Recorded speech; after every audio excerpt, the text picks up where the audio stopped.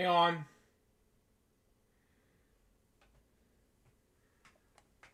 Okay.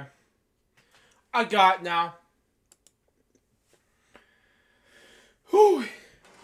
Sorry, I was about to eat my snack before taping this episode of my show, but then again, it's all happening from here.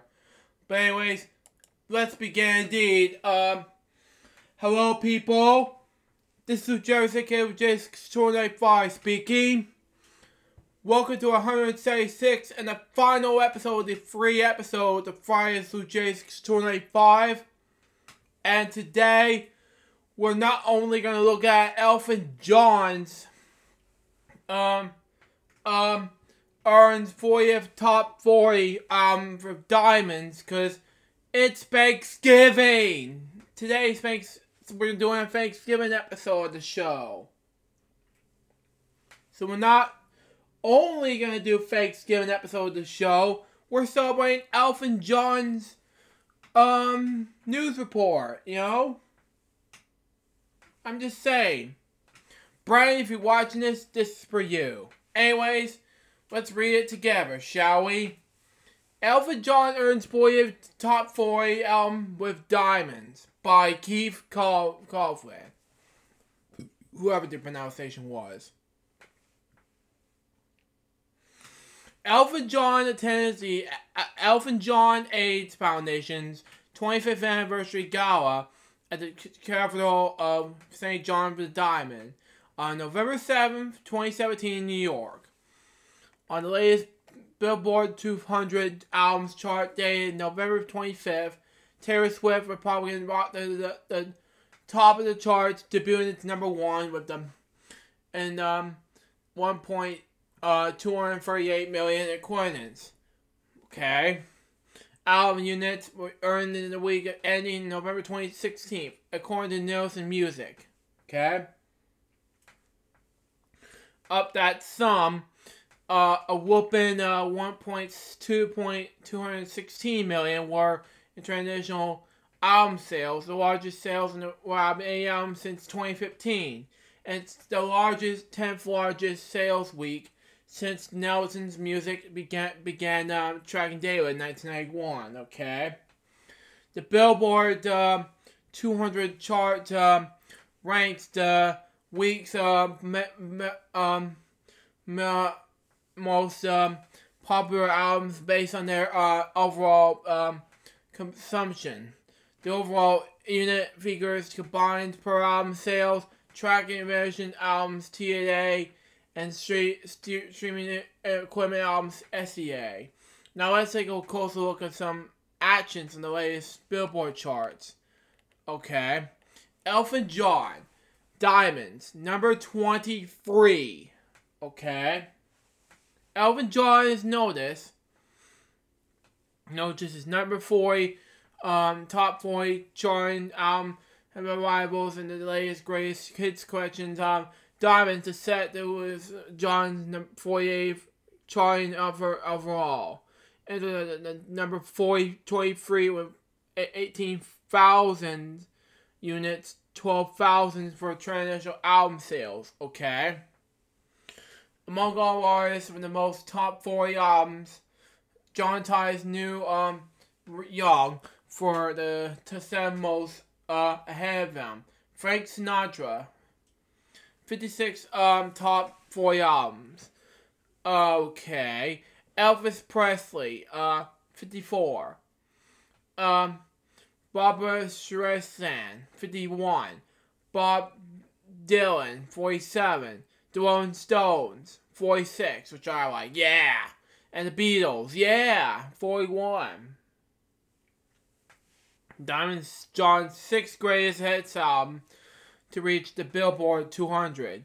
It follows greatest hits, number 1 for 10 weeks, debuted in 1974, greatest hits volume 2, number 1 since number 21 since 1977, greatest hits volume 3, 1979 to 1987, number 84 in 1987, greatest hits, number 1970 to 2002, number 12 in 2002, and Rocket Man number 1s. number 9 in 2007. John has additionally charged complete the creations the cardboard box set to be continued, number 82 in 1990. A duet set, number 25. When do your first episode of Friday's LukeJ62895 says by Joe Visit and Price Incorporated W10TNF. Well, my first episode of Friday's LukeJ62895 was when Brandon decided to have me record a live recording test for a live stream hosted by me, because I wanted to get this live stream out of the way because it started on June 13th, 2014.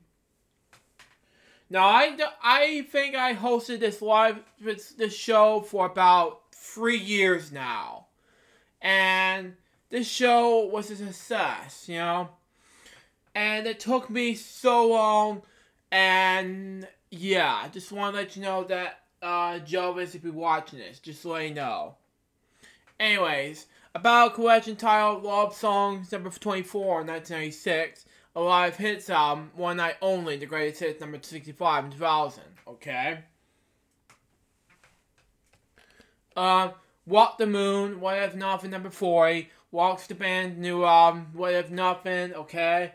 Debuts number 40, earning number 14,000 units, 9,000 in traditional album sales. It's the third top 440 charting effort for this act, okay? Which previously visited the region, okay? Talking is hard. Number 14, 2015. And its self-titled album, number 36, 2012. The album is currently enjoying its hit single, With One Foot, which debuts at number 31 in the album adult pop songs airplay charts, okay? And climbs at number 19 and 8 on the Hot Rock Songs chart, okay? Metallica, yeah baby, we love Metallica! Booyah! Master of Puppets, number 46. Metallica's first studio album returns to the charts, okay? Following the deluxe issue on November 10th, okay? The set was remastered and released in a number of number of new editions, including a single CD, a vinyl LP, and a free CD set, okay? Both versions are tracked together with an original release from 1986 from sales, okay? And charting purposes, okay? And together, they were re-enter at night number 46 with 13,000 units. 12,000 in traditional album sales. In addition, a further super deluxe version of the set, which boots 10 CDs, 3 LPs, a cassette, 2 DVD tracks, separately due to its large amount of bonus content. This super deluxe permission bows at number 165 with 5,000 units, okay? It's nearly all from traditional album sales, okay? Still have more to go. I'm gonna skip all of this because, oh, never mind. We got this. Various artists cites 97, Stanford 20, volume 29, number 89, the Run Rolling charity compilation series from KC the CC Minnesota's season 97, okay? Debuted in 29th volume at number 89, earning 8,000 units, okay? All from traditional album sales.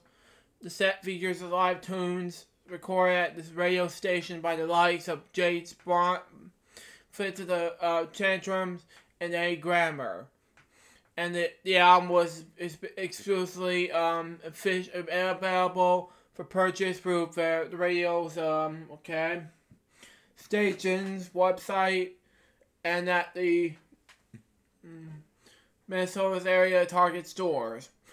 Okay, the first 28 editions of the series raised $12.5 million for hundreds of local charitable organizations. Ram Automatic for People, number 118 at the charts. The band's 1992 album returns following its 25th anniversary deluxe edition reissue, re-entering the chart at number 918 with 700 units, with 500 units in traditional album sales. Okay, the set to release in a variety of new versions, a remastered digital album, okay, a vinyl LP, a 2 CD set, and a free CD and one Blu-ray offering. Okay, the multi-disc version includes live tracks and demo recordings. All editions of the are tracked together with the original 1992 release. Okay. All Measures of People with Ram third top 10 album and followed their first number 1 set, 1991's Out of Time. Automatic spent 2 weeks at number 2, stuck with behind the Garth Brooks case. Okay. Until Ram scored top 10 albums. Okay. Most recently, its final studio effort, 2011's Collapse into Now. Okay. Lil Peep, Call Me When You're Sober, EP, number 168 in the charts.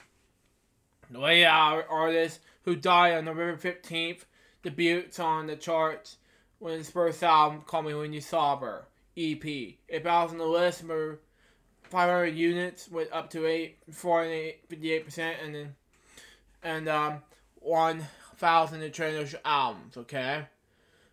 Sales up to 2,543% overall. It's tracking weeks ending on November 16th. Lil Peep's total streams, audio and videos combined rose by 386% to 11.2 million. Various artists now they want to call Merry Christmas, number 170. Now the ones that call music. Competitions Brands collects its 122nd chart with the number 170,000. That's what I call Merry Christmas in 2017. The set was different in the 2016 edition, which was also titled, that was what I call Merry Christmas. Okay. That was peaking number 54 in the charts. The new volume is 11 theme. Christmas theme now to chart. Okay, so that was a Elton John news report. So let's move on to the biography on Elton John. Okay, Elton John was born Regard Kenneth Dwight in on March 25th, 1947 in Fiona, Middlesex, England, the eldest child of Stanley Dwight, an only child of Sheila Alien, okay, Harris, and was raised in a conjugal house by his maternal grandparents, in Penner. His parents did not marry until he was 6 years old. When the family moved to a nearby semi-detached house, he was educated by Pennerwood Junior School, Redford School, and Penner County Grammar School until the age of 17. When he left jurisprudence to his A-level examinations to prepare his career in the music industry. Okay? He began the scenery career in music. Elton John's father, who served as a flight journalist in the Royal Air Force, tried to steer him towards a more commercial career such as banking. John has stated that these wild stage costumes and performances were his way of letting go after such as raised his childhood. Both of John's parents were musically inclined. His father has been a trumpet player with the Bob Burr band, a semi-professional big band that played military dances. Okay. The Dwights were keen record buyers, exposing John to the popular singers, musicians of the day. John remembers being immediately hooked on rock and roll when his mother brought home records by Elvis Presley and Billie Haley in the comments. Okay, in 1956. Elton John started playing music at the piano at the age of 3. Within a year, his mother heard him picking up Wilfred Atwell's Stairs Waltz by ear. After performing at parties and family gatherings at the age of 7, he took piano lessons. He showed musical aptitude at school, including the ability to compose melodies, and gained some notoriety by playing like Jerry Lee Lewis at school functions. At the age of 11, he won a junior scholarship to the Royal Academy of Music. Okay. According to one of his instructors, John had prominently played back like a gramophone record for 4-page piece by Handel that he heard for the first time. For the next 5 years, he attended Saturday classes at the Academy in the central London. And stated that he enjoyed playing Chopin and Bach, which they're both boring, and singing in the choir during Saturday classes. But that he was not otherwise classical student, which is lame, you know. I kind of regret going to academy, he says. I was one of those children who could just get away without practicing and still pass, okay? Scraped through the grades, okay? He even claims that he would sometimes skip classes and just ride around the tube, okay? However, several instructors have testified that he was a model student. And during the last few years of his school life, well, not his personal life, that's not what he said, he was taking lessons from his private tour and in addition to his classes at the academy. Elton John's mother also started with his son, was more veteran than her husband, and also sent something of the free spirit. With steadily flight and uninterested in the son, and often physically absent, John was raised primarily by his mother and maternal grandmother. Okay, when his mom was home, the Dwights would have terrible arguments and gratefully mistreated their son. When John was 14, they divorced. Oh my God. Are you kidding me? That's just not right, guys. I mean, John was a great student, and he's already lied, but he was a great guy. Don't do this to this man. I mean, he's now in his 70s, but come on.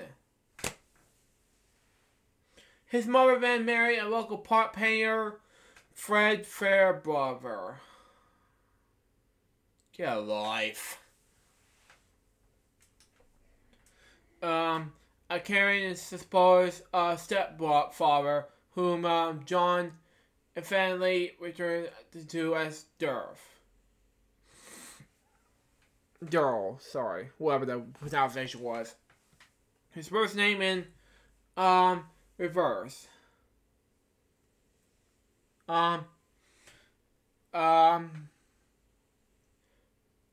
They moved in the flat number 1A, whatever that was, in the 8-unit apartment building called From Court, not far not far from both previous homes.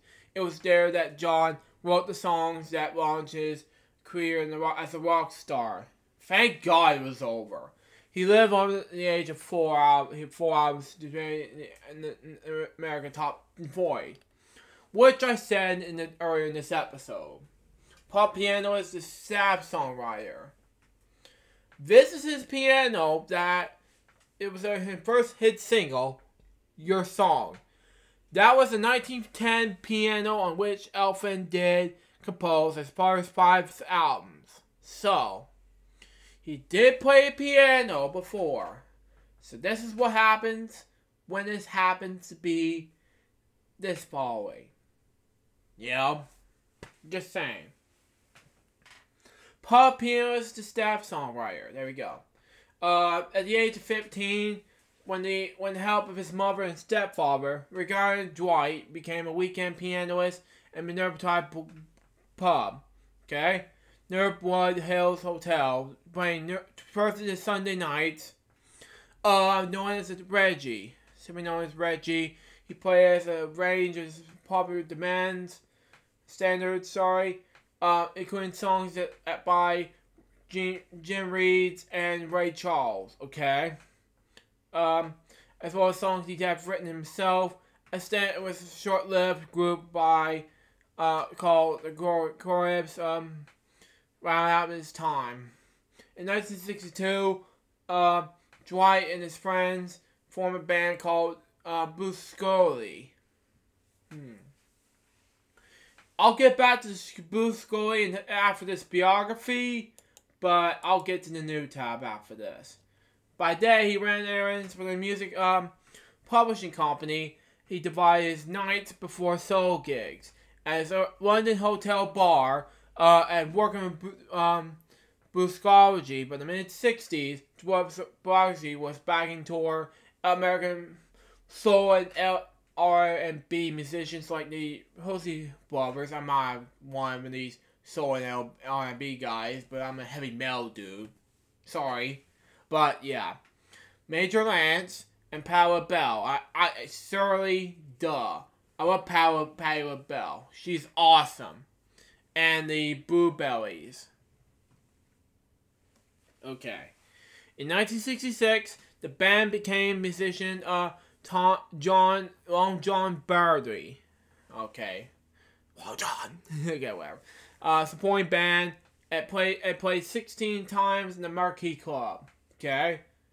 In 1967, Dwight answered an advertisement in the British magazine, The New Musical Express, placed by Ray Williams, then the A&R magazine manager for the Liberty Records. At their first meeting, Williams gave Dwight an open envelope of lyrics written by Bernie Taupman, which, by the way, as Brandon mentioned, he's a diehard fan of Elton John, because once he gets to know Elton and when he felt bad for Elton, I just want to do the same thing, because I want to get back and doing heavy metal dudes, but myself, but I can't because I just wanted to listen to Elton John back. But now I just want to listen to heavy rock music, you know?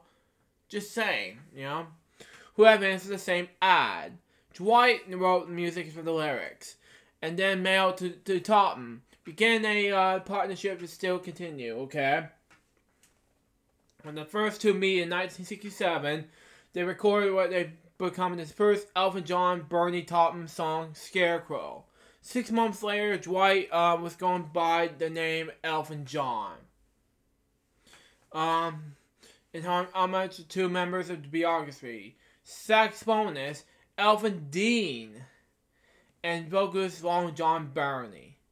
Okay, Team Elton John and Bernie Taupman joined Dick James DLM Records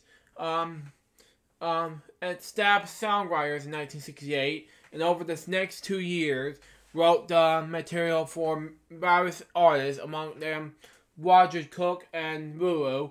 Okay, whatever. Taupman would write a batch of lyrics in under an hour, give him to John. Okay, still there. We would write music, and then half an hour, the posing of the lyrics, he couldn't come up with anything quickly. Okay. For 2 years, they wrote easy listening tunes for James and peddled the singers. Okay. The early output, including the UK entry for the Eurovision Song Contest in 1969, okay. For Lulu, call it I Can't Go On Living With You. It came six songs in 1969. John provided piano for Roger Hogan on his first release single, Mr. Boy, by Alexandri. A choir that was completed by Caleb Quay and Nigel Olsen. Elton John was also a session musician for other artists, including playing piano on the Hollies. He and Happy, He's My Brother. Okay, I thought it was Butler for some reason, but whatever. And sing backing vocals with a Scott thoughtful, whatever. His debut album is in 1970. Goodbye Old Brick Road. More like Follow the Old Brick Road, Follow the Old Brick Road, Follow the Brick Road. Sorry. On the advice of musical publisher Steve Brown, John and Toplin started writing more complex songs to John to record for DJM. The first was the single I've Been Loving You in 1968, produced by Caleb Quay, okay, former Discovery's guitarist, okay, 1969 with Quay, drummer Roger Pope, okay, and bassist Tony Murray. John recorded another single, Lady Samantha, sorry. And then Empty Sky for the follow-up album, Elton John. Elton John and Bernie Taupin enlisted Gus Dudgeon as producer and the late Paul Buckmaster as musical and arranger. Which, by the way, he also did Guns N' Roses, Guns N' Roses, Chinese Democracy in 2008. Elton John was released in April 1970 on DJM Records, Pi Records. Okay, I can get in with that in the UK. Okay, and Uni Records in the US. It's like MCA Records or something like that nowadays, but whatever. And established with the format for established whatever that was, albums, gospel core. Am I a gospel fan, by the way? Am I a rock fan? Sorry. Gospel core rockers, which is good, thank God. And Pregonus ballads. The first single for the album, Boris Song, was made in the U.S. Top 100, peaking at number 92. The second single, Your Song, reached number 7 in the UK single charts and number 8 in the U.S. because it was John's first single as a singer. The album soon became his first hit album, reaching number 4 on the U.S. Billboard 200 and number 5 in the UK album charts. Backed up by former Spencer Davis Group drummer Nigel Olsen and bassist D. Murray. Okay. It's like D. Snyder or someone from Twist Sister or something. I don't know. Elton John's first American concert took place in the Troubadour, okay, in Los Angeles, California in August 1970. And it was a success. The complete album, Tweedledee Connection, was released in October 1970 and was reached in number 2 in the UK and number 5 in the US. The live album, 17/11/1970, November 70, 1970, in the US, was recorded in the live show aired for A&R Studios and on WABC FM. okay, in New York City. Sales in the White Album was heavily hit in the U.S. When an East Coast bootlegger released the performance several weeks before the official album, including all 60 minutes of aircast, not just the 40 minutes selected by Dick James Music. John Toplin then wrote the soundtrack for official film Friends for the album called Man Across the War, reaching number 8 in the U.S., producing the hit songs Levin and the album's opening track Tiny Dancer. And number 1972, Davey Johnstone joined the Elton John band on guitar and backing vocals. Released in 1972, Honky Child 2 became John's first U.S. #1 album. Spent 5 weeks in the top of the Billboard 200. It began a streak of 7 construction U.S. #1 albums. The albums reached for number 2 in the UK and swamped hit singles Rocket Man and Hunky Cat, okay? Both of which were recorded in the Tronic Studios in London, okay? Just like in Queen's first album, you know? The pop album, Don't Shoot Me, I'm Only the Piano Player, came up in the start of 1973 and reached #1 in the UK, the US, Australia, and among others. The album produced the hit Crocodile Rock, okay? His first US Billboard Hot 100, #1 in the Billboard charts, which #1, I'm a huge fan of Baja Man, that song, because it's awesome and when I was a child growing up, but yeah. And Daniel, #2 in the US, #4 in the UK. Both the album and Crocodile Rock were first album and single, respectively in the consolidated MCA record label in the US, replacing MCA's other labels, including Uni. Okay? Goodbye Yellow Road was released in October 1973, just like The Wizard of Oz, something like that, depends. Gained a critical acclaim and top of the chart of the board both sides of the Atlantic. Remaining in the top #1 for 2 months, it also temporarily established John as a glam rock star.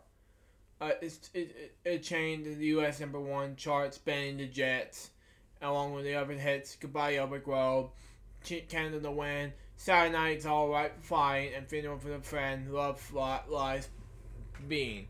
Goodbye Yellow Road is included in the VH1 Classic Album series, discussing the making, recording, and popularity of the album and the concert and home video footage, including interviews. Okay?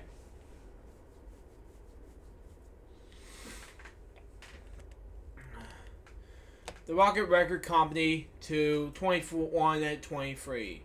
John formed his own label named the Rocket Record Company, distributed in the U.S. by MCA and established by Island in the UK, and signed acts to it.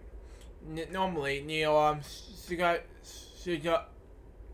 Circa Bad Blood, on which he sang background vocals, and Kiki D, he took a personal interest instead of releasing his own records on Rocket. Okay, he opted in a U.S. $8 million contract offered by MCA, which when the contract was signed in 1974, MCA reportedly took over $25 million insurance policy on John's life. Okay. In 1984, MCA released its greatest hits album, a UK and US #1, which is Greatest Diamond by the RIAA for sales of 16 million copies in the US. In 1974, a collaboration with John Lennon took place. Song and Lennon's appearance on Elton John's single, the cover of the Beatles, which I love the Beatles, Lucy in the Sky with Diamonds.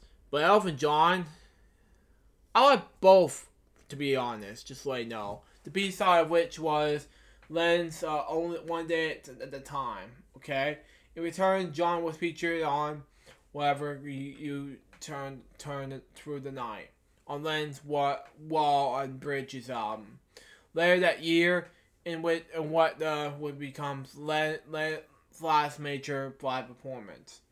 The pair performed these two #1 hits on the Beatles classic "I Saw Her Standing There" at Madison Square Garden, New York.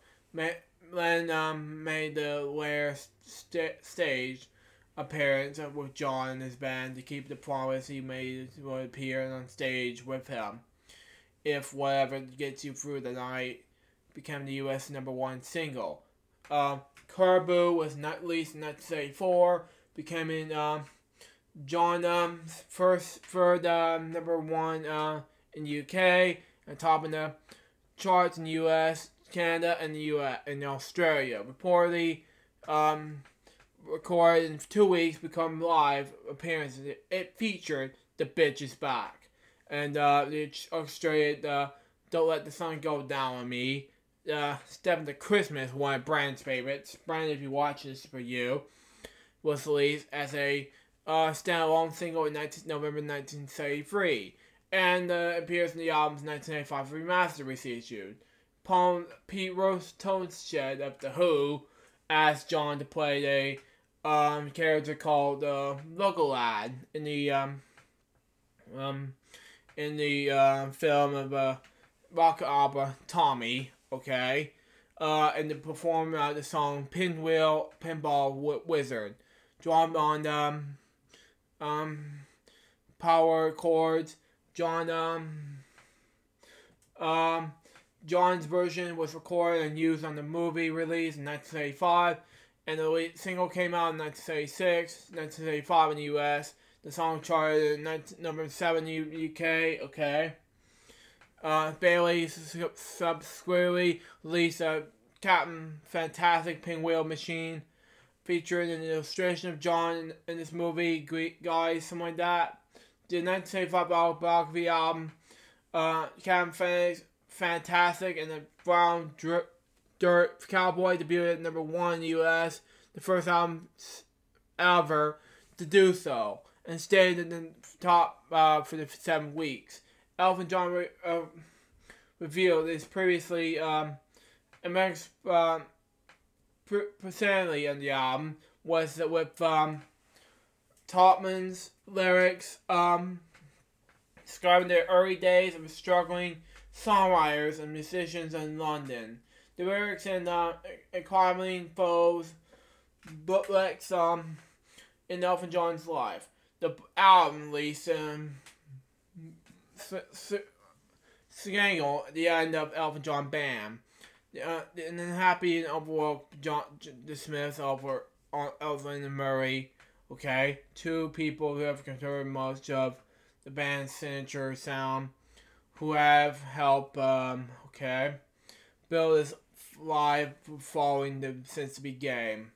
According to Circus Magazine, a spokesman for John Reid said the decision was reached military via phone while John was in Australia performing Tommy. She said there was no way Reid could have fired them because the band are not employed by John Reid. They're employed by John Reid. By Elton John, sorry. Did I even know? She wanted to not say Nigel would be going back into solo work. Indeed, would have session work and possibly cut in a solo album. Okay, Davy Guys Johnstone and Ray Cooper were retained. Quay and Roger Pope returned, and the new bassist was Kenny Parisi. Sorry. The Reverend Bet section will provide a heavier sounding backbeat. James Newton Howard joined the arranged in the studio to play keyboards. Okay. In June 1975, John reduced the lineup before a crowd and saved 5,000 in London's wedding Stadium. The Rock entertain rock and roll, rocking the Westies, enter the U.S. albums charts at number 1, like Captain Fantastic, okay. And previously entertained featuring Elton John. Stage wardrobe now include ostrich feathers, $5,000 spreadsheets that spell his name in lights, okay. And dressing up like a Statue of Liberty, Donald Duck, or Boy Mozart, among others, at his concerts. In 1985, Elton received a star at the Hollywood Walk of Fame. To celebrate 5 years and to have him first appear in the venue in 1985, Elton John played a 2-night 4 show stand at the Troubadour, with seating limited on under 500 per show. The chance to purchase tickets to with was determined by a postcard lottery, which each winner allowed 2 tickets. Everyone who attended the performance, okay, received a hardbound yearbook of band's history. That year, he also played piano on Kevin's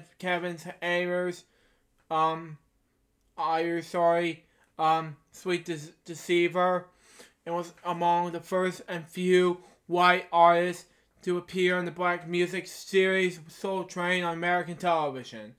On August 9th, 1975, John was named on Outstanding Rock Performance of the Year at the first annual Rock Music Awards at ceremonies held in San Mateo, California. In 1986, the live album Here or There was released in May, followed by the Blue Moves album in October, which became the single Sorry Seems to Be Hardest Word. His biggest success in 1986, Don't Go Breaking With My Heart. Don't Go Breaking My Heart. A duet featuring Kiki D was topping both the UK and US charts. Finally, an interview with Rolling Stone that year was one entitled Elvin's Frank Talk. John stated that he was bisexual. Besides being the most commonly successful period, 1970 1976, he is also held the most regarded critically, with only a 3-year span. 1982 1985, John saw 7 consecutive albums reach number 1 in the U.S., with something which have not been established before. But 6 albums making Rolling Stone's list of 500 greatest albums of all time in 2003.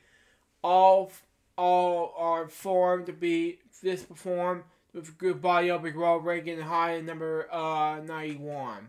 Celebrated the 3 Elton John albums, give 5 stars by AllMusic, Tumbleweed Connection, Honky Kaku, and Captain Fantastic, all forming this record. During the same period, he made a guest appearance in the popular Mark Cable and The White Show on the BBC. The two comments spent the episode pointing him in the direction of everywhere, okay? Except the stage presence and him singing. In 1977 November, Elton John announced he was retiring from performing. Thompson began collaborating with others, now producing 1 album per year. John issued a single man in 1978, employing the new lyrics Gary Osborne. The album has produced no singles that made the top 20 U.S., but the singles from the album is released in the UK, Part-Time Love, and Song from Guy. Both named the top 20 in the UK, with the latter that will reach number 5, top 5 in the charts. In 1989, established by Ray Cooper, Elton John became one of the first Western artists to tour in the Soviet Union, as well as one the first in Israel. John returned to U.S. top 10 when Mama Can't Buy You Love, number 9. A song originally rejected in 1977 by MCA before being recorded in 1977 with Pennsylvania soul producer Tom Bell. John reported that Tom Bell was in the first person to give him voice lessons. Okay, Bell encouraged John to sing in a lower register. Okay, a disco influenced album, Disco Love, was poorly received. Okay, in 1989, John and Tom were reunited, though they did not cooperate in the full album until 1983's 2-0 for 0, 21 and 23 releases the following year. Was a centerfold silent career boost, 8 of his biggest hits for 4 years. Little Germany, number 3 in the U.S., with lyrics written by Gary Osborne. Okay. Whew, I gotta calm down. The Fox to Sleep in the Past. Okay. His 1981 album, The Fox, was recorded during the same sessions as 21 and 23. As also included collaborations with Tom Robinson and Jude Zook. In September 13th, 1980, Elton John with Olsen and Murray, back in the Elton John Band, performed a free concert in the established 400,000 fans on the Great Lawn in Central Park in New York. His 1982 hit, Empty Garden, Hey Hey Johnny, came up with this Jump Up album. His second album to the new U.S. Recording contract with Graphic Records, which original band members, Golden Stone, Murray, Olsen together again. He was able to return to the charts from the 1983 hits album 2-0 for 0, which included I'm Still Standing, number 4 in the UK. And I guess that's why they call it blues. The later featured Stevie Wonder on harmonica, and reached number 4 in the US and number 5 in the UK. In October 1983, Elton John caused controversy when he broke the United Nations cultural boycott on the African area, South Africa, by performing in the Sunset venue. He married his close friend and sound engineer, Rene Bonney, on Valentine's Day in 1984. The marriage lasted 3 years. In 1985, he was one of the many performances of Live Aid held in Wembley Stadium. John played Benny the Jets and Rocket Man, then Don't Go Breaking My Heart with Kiki from the first time since the Heart Management album in December 24th, which is Christmas Eve of 1982. And introduced his friend, George Michael, the still fan of Wham, to sing Don't Let Yourself Down on Me. In 1985, he released Breaking Hearts, which featured his hit song, Sad Songs Say So Much, number 5 in the US, number 7 in the UK. Elton John had also recorded material with Millie Jackson, okay? In 1985, in 1986, he played piano on 2 tracks in the heavy metal band Saxon's Rock the Nations, which is finally, yay, a biography channel special detains the loss of John's voice in 1986 while on tour in Australia. Which I felt bad for John. Shortly after, he underwent throat surgery, which probably obstructed his voice. Several non-conscious parts which were removed with his vocal cords, resulting in a change to the singing voice. In 1987, he won a Verity case against the Sun, which published false examinations of the S. What am I going to say? With Red Boys. In 1988, he performed 5 sold-out shows in Madison Square Garden in New York, giving him 26 months of his career, netting over US $20 million, 200,000 items of Elton John's Mara were auctioned off at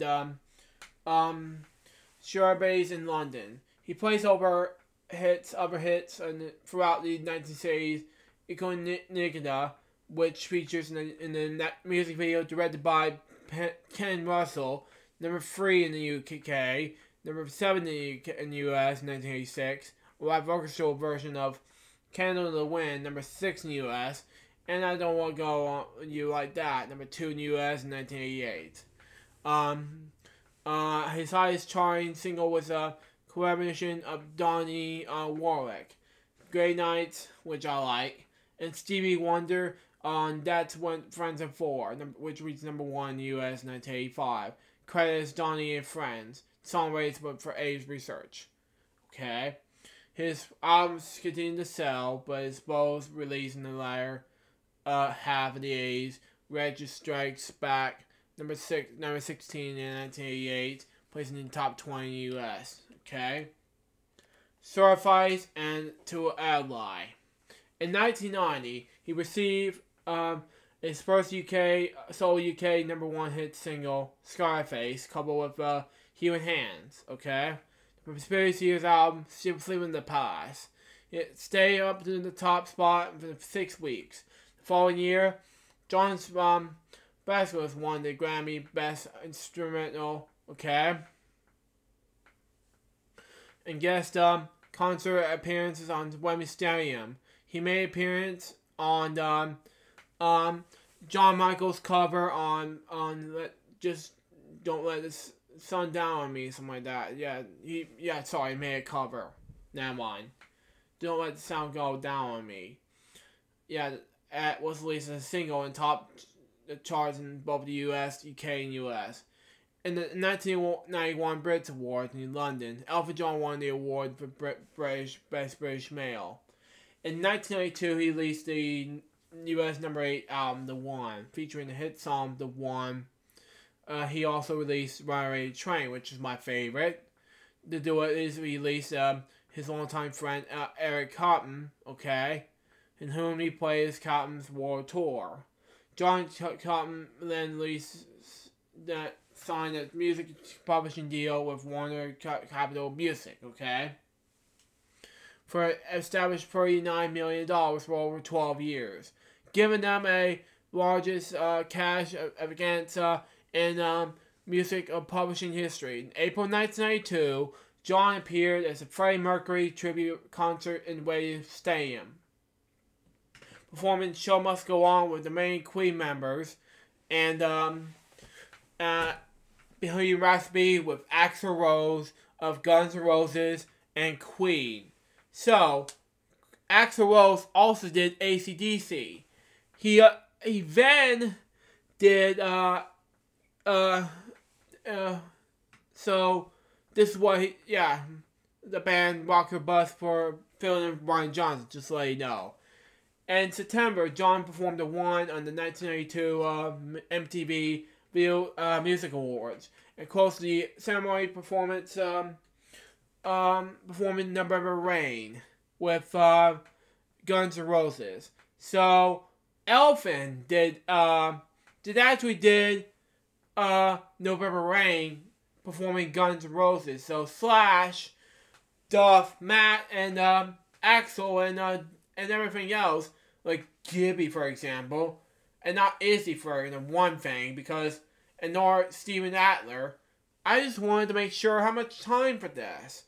That was the day performed stuff in the 1992 MTV Music Awards to do Guns N' Roses. The following year, he released Duets, a collaboration of 15 artists, including Tammy White and Will Paul. This included a new collaboration with Kiki D, including True Love, which reached number 10 in the UK charts. In the same year, Bunbury Tales multi-artist Korean albums was released, which was the soundtrack of the British animated TV series of the same name. Okay? Operation was Alvin's track. Alongside collaborations from George Harrison, the Bee Gees, and Eric Clapton, issued briefly in the UK. For myself, as well as many others, no one had been more than inspiration than Elton John.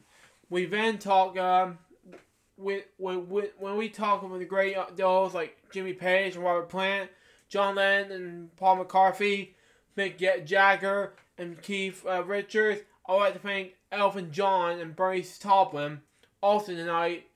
I think that Elton should be honored for this great work in collaboration in the fight against AIDS. Enough of this briefly in exploring the triumphs and tragedies in his personal life. Says by Axl Rose speech. Axl Rose on the speech. Introduction of Elton John on into the Rock and Roll Hall of Fame. That's what I think for. So thank you, Axl. Along with Tim Rice, Elton John wrote the songs in the 1994 Disney animated film, The Lion King. In the 67th Academy Awards ceremony, The Lion King soundtrack provided 3 of the 5 nominees for the Academy Award for Best Song, which he won with Can You Feel the Love Tonight. Both that and Circle Life became hits for John. Okay. Can You Feel the Love Tonight also won Elton John the Grammy Award for Best Male Pop Vocal Performance in the 37th Annual Grammy Awards. After the release of the Lion King soundtrack, the album remained at the top of the Billboard 200 for 9 weeks. On November 10, 1999, the RIAA certified Lion King Diamond for selling 15 million copies. In 1994, the same year, Elton John was introduced in the Rock and Roll Hall of Fame by Guns N' Roses frontman Axl Rose. In 1995, he released Made in England, number 3 in 1995, the same year I was born in, which featured single The Believe. John performed Believe in the 1995 Brits Awards, okay, and picked up the prize for outstanding contribution to music, and do it with Daniel Pavarotti, Life Likes Horses, reached number 9 in the UK in December 1996. A collaboration album called Love Songs was released in 1996. Already in 1997, he held the 50th birthday party costume in Louis 14 for 500 friends. He performed the surviving members of Queen in Paris on the opening night, January 17th, 1997, on Lee, Please, Bardi, Na, Liana, Purdue, the Sun, Comedy, Lee, John, the Sun. I said sorry, I don't speak French. I am so sorry. A work by French ballet legend Murray Dejart was drawn upon age and the death of Freddie Mercury, the comedy principal dancers. Joy Dawn, later 1987, 2 close friends died. Designer Gianni Vergini was murdered. Diana, Princess of Wales, died in a Princess car crash on August 31st. In early September, he contacted his songwriting partner Bernie Taupin, asking him to revive the lyrics in the 1973 song Candle to Wind. Dinah and Taupin rewrote the songs accordingly. On September 6, 1987, John performed Candle to Wind 1987 and the funeral of Princess Dinah and Westminster Abbey.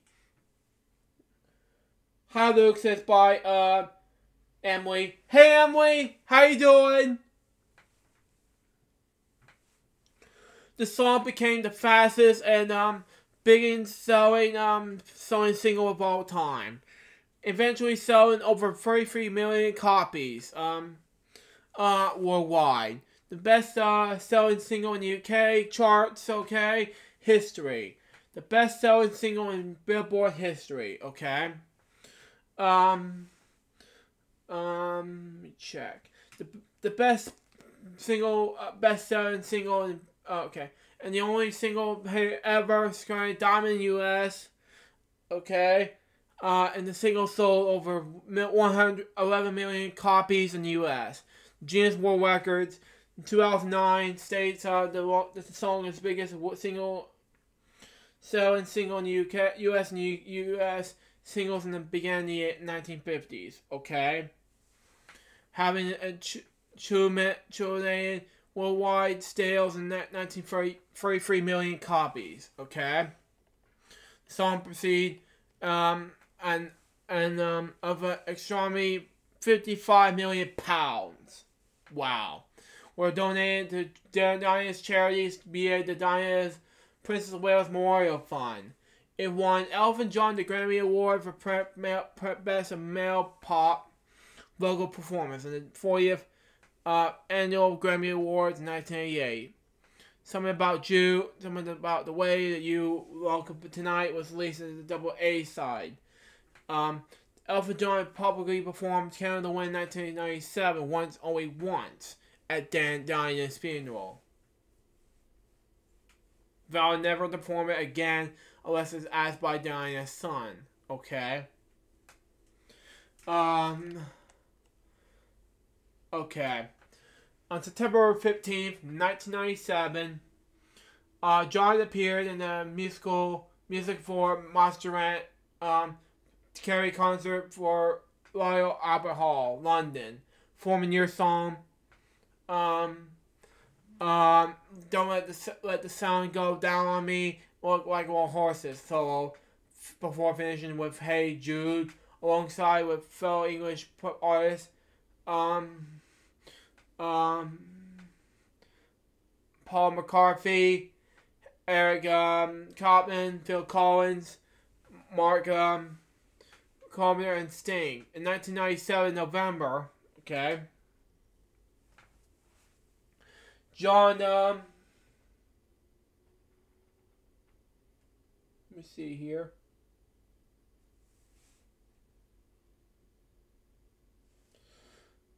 Okay. Got this out of the way. Okay. Okay, November 1987, John performed in the BBC Children's Needs charity single Perfect Day, which reached number 1 in the UK, okay? In the music sphere worldwide, the Lion King musical debuted in Broadway in 1987 and the West End in 1999. In 2014, it grossed over $6 billion. It became the top hearing title of box office history in both stage productions and films, surpassing the record previously held by Andrew Lloyd Webster. 1986 musical, The Phantom of the Opera. In addition to Lion King, John also composed music for the Disney musical production of Ada in 1999 with lyrics Tim Rice, for which they received the Tony Awards for Best Original Score at the 54th Tony Awards and the Grammy Award for Best Musical Show or Albums. And then for the annual Grammy Awards, the Best Musical was given its award performance premiere, in the 11th year in Atlanta, okay? Went on to Chicago, and eventually Broadway. John released a live commission album called Elton John One Night Only, The Greatest Hits. For the show he did called in Madison Square Garden, New York City that same year. A concert album for the musical called Elton John Tim Rice Ada was also released, featuring duets written in the stars with Leanne Rimes and I Know the Truth with Janet Jackson, okay? It's fine. Billy Elliot with a musical and 60th birthday. In 2000, he and Tim Rice teamed again to create songs for DreamWorks animation film, The Road to El Dorado, which is my favorite film of all time, with DreamWorks. Yay. He released his 27th album, Songs Like West Coast, in October 2001. Sorry. At this point, John disliked appearing in his own music videos. His train doesn't stop there anymore. Featuring just Justin Timberlake, which I like. That's good. Portraying a young Elton John.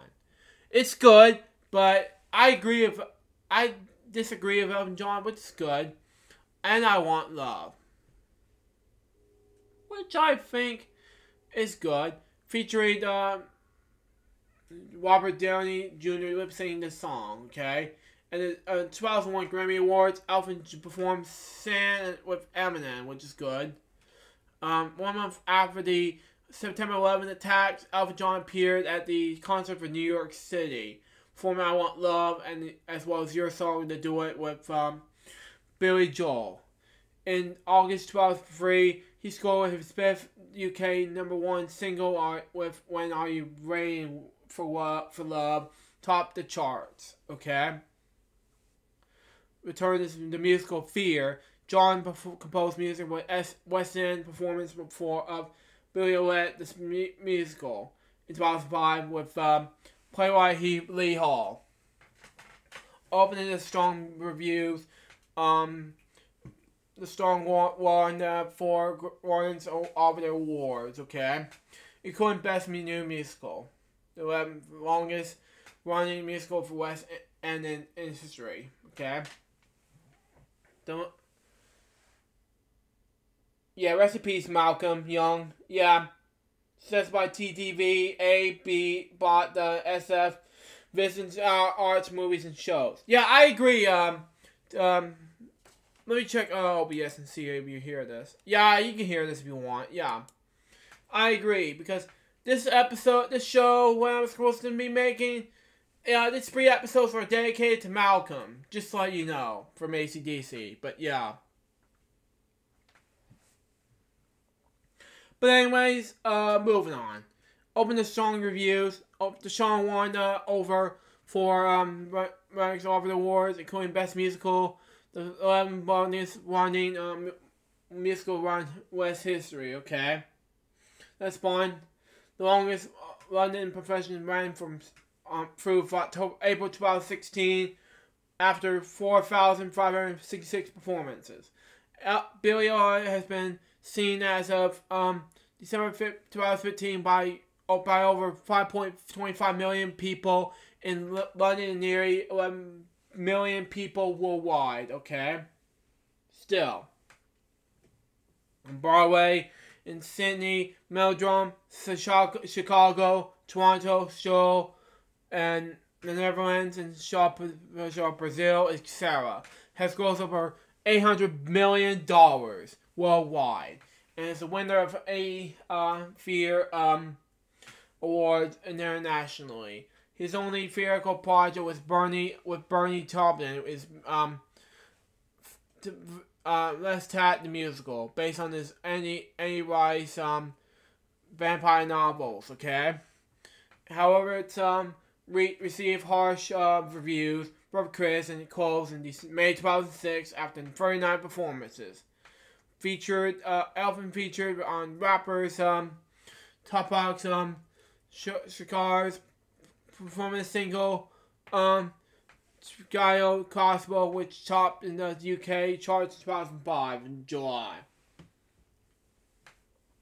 In October 2003, he announced that he had signed an exclusive agreement to perform 75 shows over 3 years at the Caesars Palace on the Las Vegas Strip, okay? The show entitled The Red Piano, okay? Was a MLW concert featuring massive props and video montage created by David Law, Chappelle, something like that. Eventually, he and Celine Dion shared a performance on Caesar's Palace, throughout the year. While on one performance, one rest, the first of these show features take place on February 13th, 2004.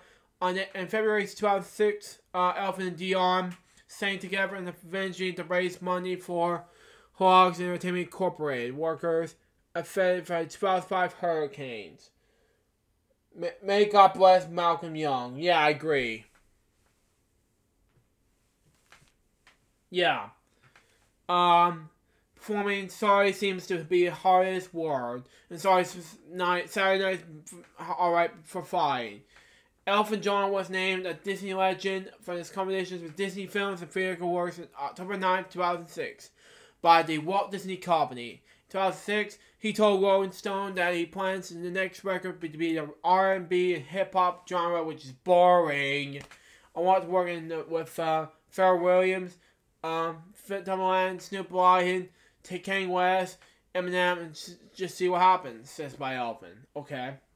In March 2007, he performed at the Madison Square Garden for a record-breaking 60th time for his 60th birthday. The concert was broadcast live, and the DVD record was released as Elton 60 live at Madison Square Garden. Greatest Hits compilation CD, Rocketman #1s, was released in 17 different versions with worldwide, including the CD-DVD combo. Its back of collage also about almost 500 songs with 32 albums became available for legal paid downloads. On July 1st, 2007, okay, Brennan just shared me a link, okay, whatever. John appeared at the concert for Diana.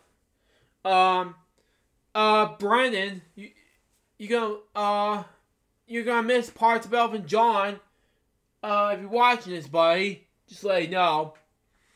Held at, Wembley Stadium, London, in the honor of the late, Princess of Wales Diana. What would have been her first 46th birthday, okay? With the proceeds from the concert going to Diana's charities, as well as to charities of which her sons Princess Williams and Harry are patrons, okay? John opened the concert with Your Song, and then later closed it with Cyanide for All, The Fine Tiny Dancer, and All You Ready for Love. On June 21st, 2008, he performed his 2000 show at Caesar's Palace. A DVD CD package of Red Piano was released through Best Buy November 2008.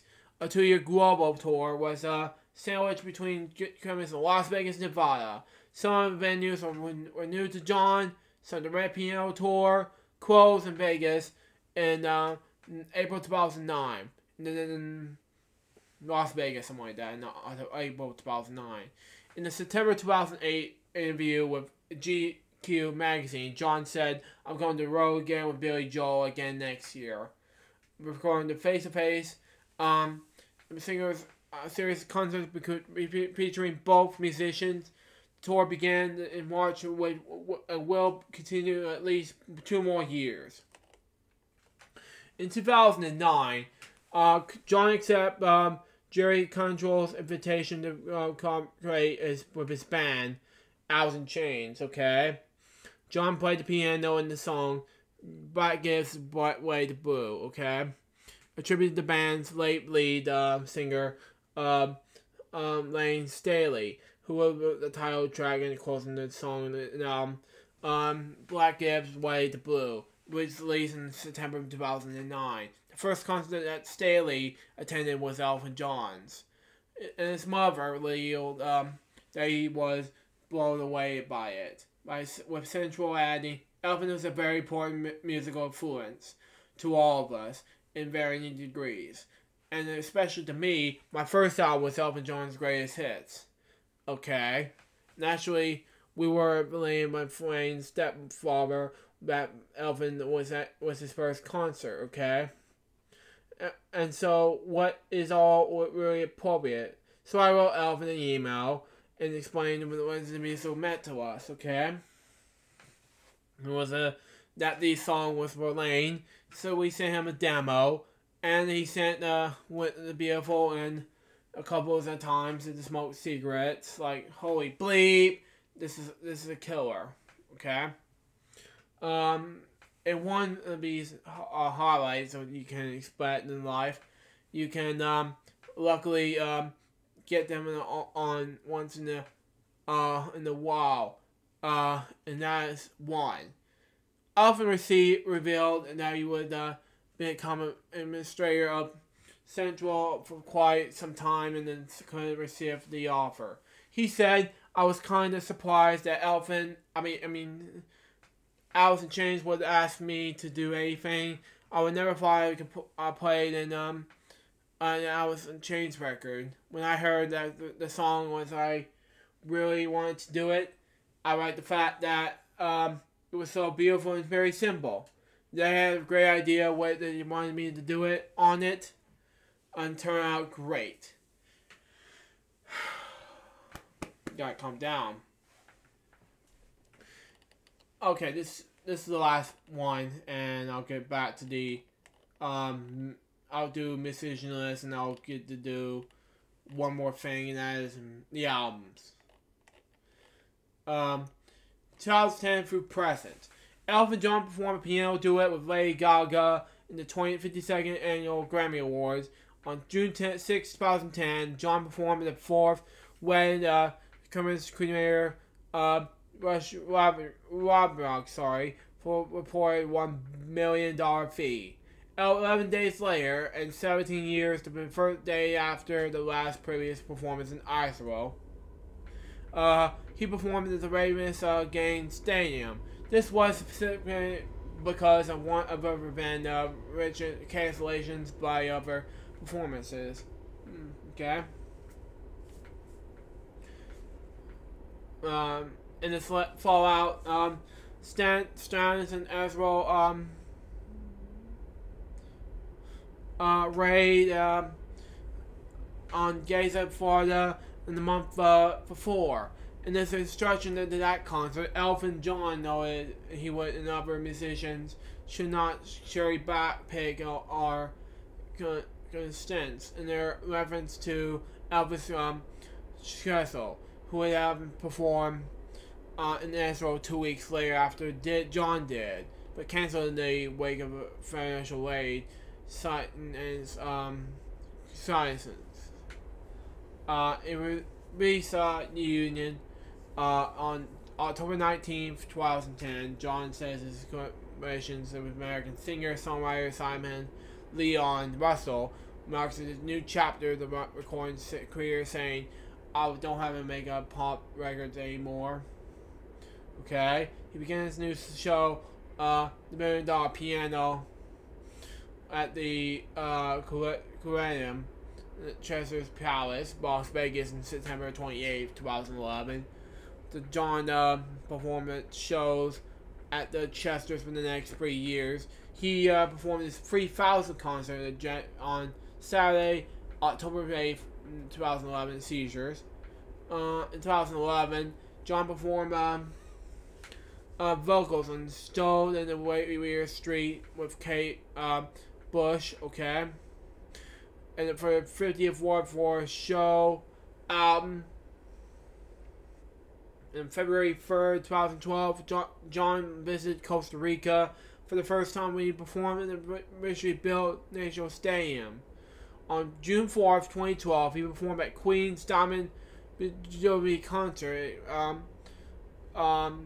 Buckingham Place, performing the Rush reports including Your Song, Crocodile Rock, and I Am Still Standing. On June 30th, 2012, John performed at Kyiv, Ukraine, a dual concert with Queen featuring Adam Lambert for the Elena Planned Anti-AIDS Foundation. Okay.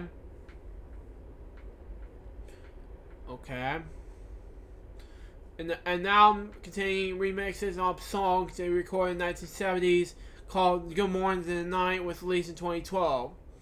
The remixes were conducted by Australian group Panu. Okay. and the album reached number 1 in the UK at the 2012 Pride and Rins Awards on October 30th. Elton John, along with Michael Caine, Richard Branson, Simon Cowell, and Stephen Fry,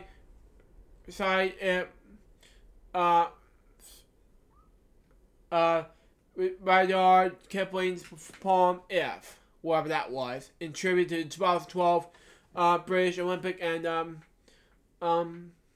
Fire Olympics elites, which I'm not gonna watch, you know. In February 2015, John performed a duet with singer-songwriter Ed Sheeran in the 55th Annual Grammy Awards. Later in 2013, he collaborated with rock bands Queens of the Stone Age on their 6th studio album, like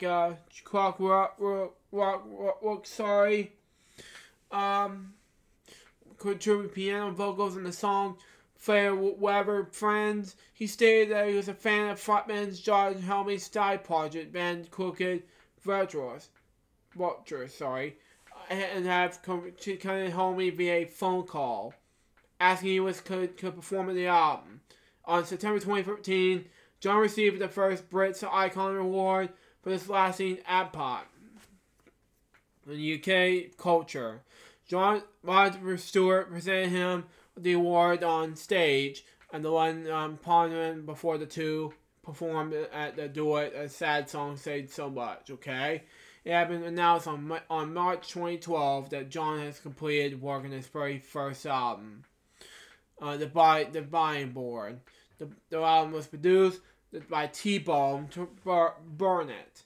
It was originally set to be released on 2012.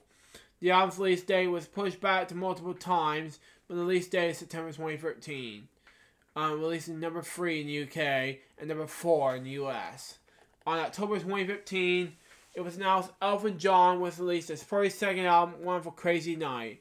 On February 5th, 2016, it was the last album and it was produced by T-Bone, Burn It. The album's first single, Looking Up, was released that same month. That marks John's first full album, released with his touring band since 2006, The Captain and the Kid. He was also the major role playing himself, the action sequel, Kingsman, The Golden Circle, which released in September 2017. On January 26, 2017, it was announced that John would be composing a score for Broadway's musical adaptation of the previously mentioned novel and film, The Devil Wears Prada, along with Kevin McCollum as a producer and Paul Roddick. Writing the lyrics and story. The timeline for the musical was announced later. Now, we're going to go on and move on to the stuff that have happened in the discography and filmography. We're doing trend news the day after this. We're going to count and see how many albums he got. 1, 2, 3, 4, 5, 6, 7, 15, 16, 17, 18, 19, 20, 21, 22, 23, 24, 25, 26, 27, 28, 29, 30. Okay. 31, 32, 33, 34. Wow. Okay. That's a lot. It's a lot of stuff.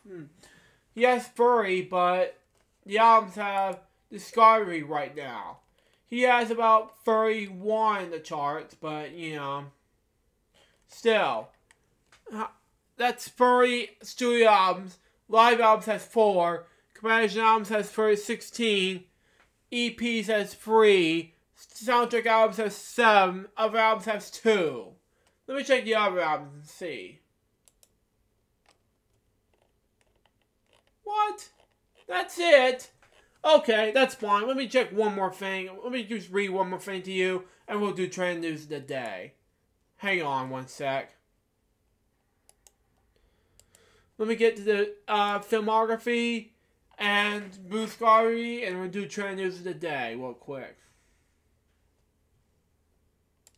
His filmography was Born to Boogie, Tommy, The Muppet Show, Season 2 with guest stars as himself, Spice World, UK 1987. Elton John, Tantrums and Terrors. Biography. Symptoms, Season 10, Guest Appearance Himself. The Country Bears, which I like. Elton John, Me, Myself, and I. Nashville, and Keysman, The Golden Circle. Okay? Now let's move on to Buscari. For about 1960, piano player Elton John, then age 13, and his neighbor, singer and guitarist Stu Brown, performed as a local group, the Carveys, in the Paramore Meldet sect, something like that, in suburban London, and the group separated, prepared for form a new group, the Buscari, with Rex Bishop bass, Mick Isbens drums, and according to Dwight, the band's name was arranged to the Django's Heart Joined Gregory, something like that. There have been a 1956 piece named Buscari by John Lewis, something like that. And of the modern jazz quartet. By 1962, they have begun playing local clubs, okay? In the 1963, they won the rare weekly slot, okay? In the Sandwich Club in London, playing Tubes and Mudley Waters, Ghibli, Witherspoon, and Miles Sim, okay? Among others. In 1965, they turned professional and signed a contract with Energy. We began hiring them out as a backing band, okay, for visiting and another performers, including the Isley Brothers, Doris Troy, Billy Stewart, and Patti LaBelle. Okay. After recording a demo, which were signed by Fine Records, and recorded their first single, Dwight's song, Come Back Baby, in July 1965, which is cool enough. In November 1965, they released a second single, Mr. Frantic, again written by a song by Elton John, again, and again unsuccessful. After a tour of Germany, the band returned to England to work on the backing band for Major Lance, which is lined up with Dwight Brown, Pat Higgs, trumpet, Dave Murphy, saxophone, Fred Gandy, bass, and Paul Gale for drums. In September 1966, the band was invited to vocaling Long John Bradley, okay, to become this regular band. Only Dwight and Brown agreed, okay, thus performing the Bradley a new version of Buscari was on with Fred Gandy as bass, Pete Garvin as drums, Neil Harmon as guitar, Alvin Dean as saxophone, Mark Rice cornet, and Al Walker's vocals. And for the brief spell, singer Marsha Hunt as Stu Brown and Buscari, where they recorded the single "Since I Have Found You, Baby" for Binder Records, produced by Kenny Wedge on December 11, 1966. There were recording sessions for Abbey Records Studios with Ray Richard. 4 songs were recorded, 2 were released. Okay, as Bardry music drift for towards for comedy market, Dwight became disenchanted with the band, and so Germany began developing songwriting skills in combination with Bernie Taupin. Okay, whilst working on the session musician, Dwight, Brown, and Dean all quit Buscari in late 1967. Brown's replacement being Caleb Clay, only for the band to call it a day for following year. Later activities. Dwight, also known as Elton John, I'll use the names of the fellow members Elton Dean and John Bondry to create his new stage name, Elton John. Brown went on to form Country Walk, band named Cushing, playing in singing in the first two albums, Cushing and Soul Tales, 1970-1971, before moving to Marguerite, something like that. Dean, Hall Band, and Turing, something like that, all led to careers as jazz session musicians. Scavin has become of heads, hands, and feet later. Mentor Joe. Gandhi who joined Caleb Quay's band Hookfoot. Two Corvosi songs were featured on the compilation album Rare Tracks, which were issued on Paradigm in 1975. So that was Bougie, and this is the 1960s release days. So let's move on to trade news of the day right about now. Anyways, Mexico, United States border. Trump pushes border wall, travel bans after Egyptian McQueen attack. Sorry, I've missed it, Brandon, but moving on. In other news, Juju Smith closure. Steelers keeping Smith career out versus Pack. In other news, Houston, Texas, cut hair helped knob woman accused of mailing bombs to Obama, Texas government. You gotta be kidding me. In other news, Bottomtown, New Jersey, fund for helpful a homeless man raises more than $275,000. In other news, Egypt attack for Mercury in Egypt's Senate kills at least 155 people in state media. In other news, Amazon workers on strike in Europe. Gotta be kidding me. In other news, Alfred Street, London police stands down after Oxford Circus incident. In other news, Queensland ambulance service. Ambulance crew takes dying woman to beach goodbye. You gotta be kidding me. In other news, Rivers Chase, Gloria, Thanksgiving night, fight shuts down Alabama mail. In other news, Emerson, Ganswa, Zimbabwe's new leader, Mazuiga, is sworn in. We're gonna move on to 3 more categories now. We're gonna know about some things that we're gonna talk about. Okay, fine. We already talked about, we're gonna talk about Trump slams NFL. Okay, in other news, NFL, Trump slams NFL, evidence protesting continues without planning of the players. You gotta be kidding me. In other news, Obama, Ivanka Trump shows Clinton defends Malia Obama Emmons television coverage. You gotta be kidding me. I love the Obamas, but why Trump and Clinton? God. In other news, Al Franken, U.S. Senator, and thanks him an apology after fresh groping applicants. In other news, Russian Navy, never not ready to stop submarine research. In other news, USS Ronald Reagan, Navy ends in search for 3 missing sailors in the Philippine Sea. Let's move on to science and technology. We're going to know about Amazon.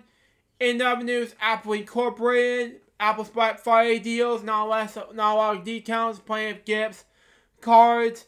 In other news, YouTube faces fresh backlash after ads appears near upon the comments. You have got to be kidding me.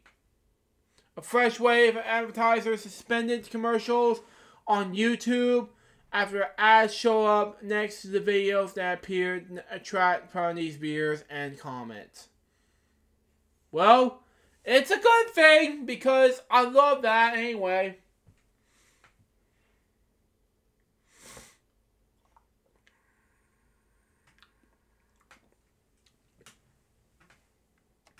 In other news, U.S. Geography Survey, mysterious loud booms heard across the globe leave experts clueless. In other news, let's printers do their dancing in a new music video, which is exciting. In other news, Budweiser sending them buried the space into hope of learning how to brew beer in Mars. Oh my God. The first launch of this takes place on December 4th, 2017. You gotta be kidding me. Okay. In other news, HMBD Global. HMBD Global is now rolling out Android 8.0 Oreo for Nuclei 8. In other news, it has to do with some warning. So pay attention for this. You have to be warned. It has to do with net neutrality. Here's something you need to know about net neutrality and the FCC's plan to end it.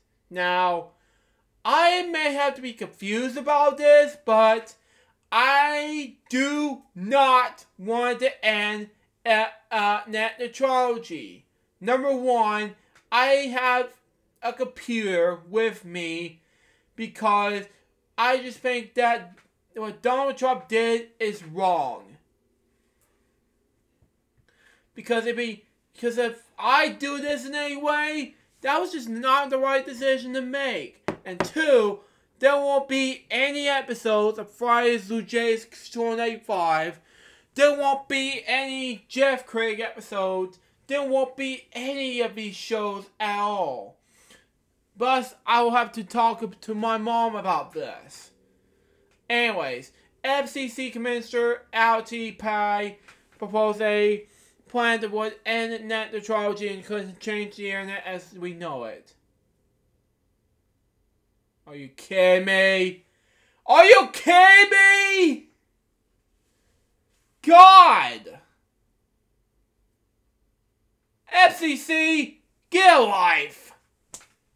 In other news, the BMJ, drinking 3 and 4 cups of coffee a day can be good to your health. Study. In other news, Southern California's hottest Thanksgiving in 130 years. Now let's move on to entertainment. I already talked about Billy. I already talked about sports already, so let's move on. Okay, National Dog Show, and the winner is Newton. 3-year-old Brussels Griffin wins National Dog Show. Okay, yay. In other news, sorry to be watching this. Kay Cassidy shares spot with David.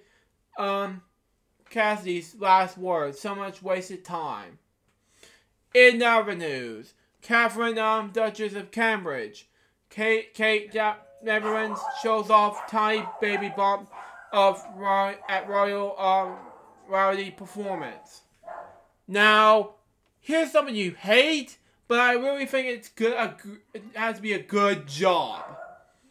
And it has to do with Mystery Science Theater 3000. Mystery Science Theater 3000 is revival. It's new at Netflix. Have a round of applause!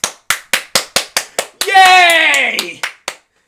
But Bob, Raven, Marshall, everybody else, if you're watching this, don't feel sad.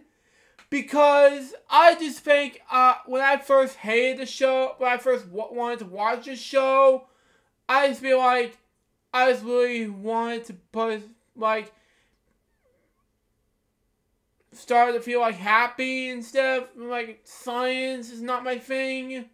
So I think MST3K I really wish it would be gone since 1999, but it's not.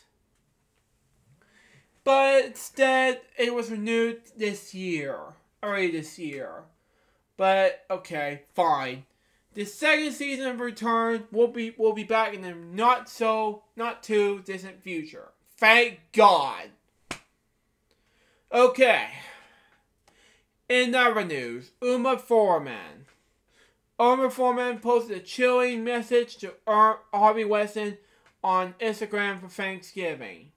Now, I want to talk back about Mr. Science Theory 3000 real quick. I have aired one episode of MST3K on my LGBTV Facebook Vimeo account because I just want to air this in honor of Morgan, as well as that Christmas special I made. Because I just wanted to make sure if you want to buy more MST3K stuff or not, just let you know. But thank God, MST3K is making me, a revival thing is making me happy. We were talking about OK Go. In the other news, Demi Lovato, India Menzel, and Disney sued over Frozen song Let It Go. Really? Really? You have to sue Demi Lovato? I really love Frozen, but you have to sue my favorite star of all time? Really? Moving on. In other news, Miley Cyrus shut down rude pregnancy rumors after baby bump Thanksgiving post. Okay. Thank God. In other news, for Germany,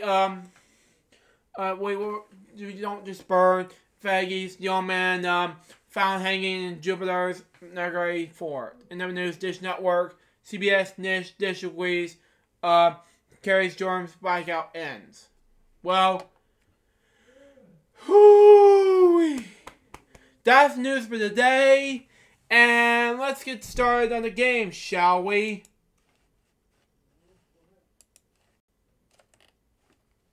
I just wanted to tell you guys that this might be the longest stream, just like episode 169th episode. It is. Just like we did for episode 169, this might be the longest episode ever, you know? Just say, you know? Let's spin the wheel now. With Single Supreme, okay?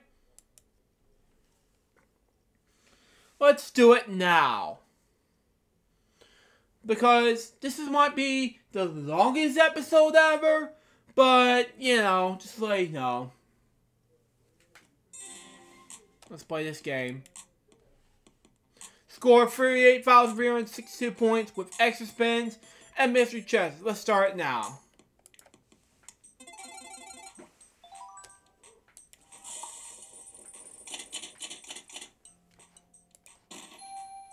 Chest. Yay!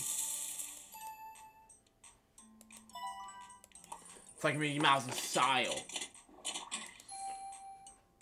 Okay, whatever. Okay, whatever.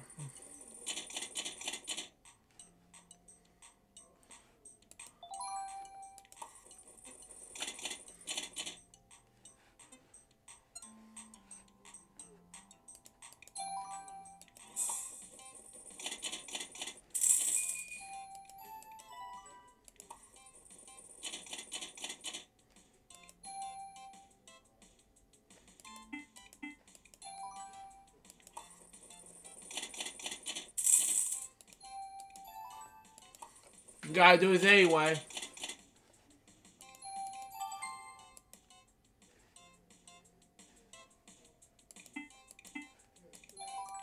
I wasn't paying attention to the game. Moving on.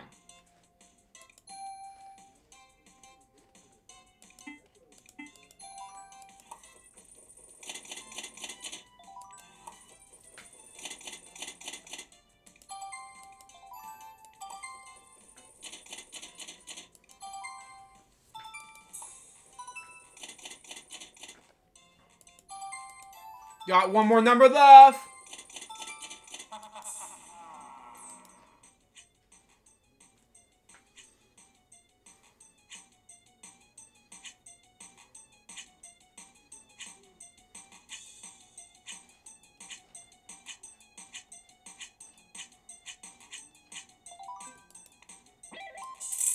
Yes, I got it.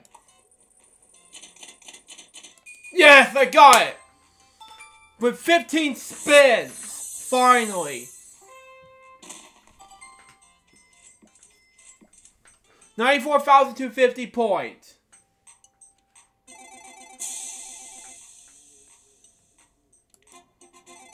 Beat the challenge. That made me a heartbreak right here. Anyways, we got 5 games remain, so there we go. 69, oh my god.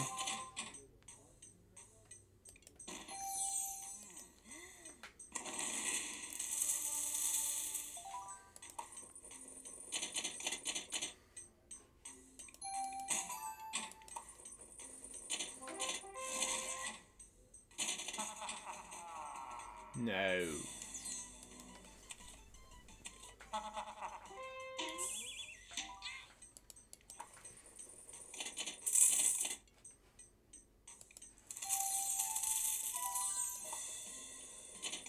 Okay.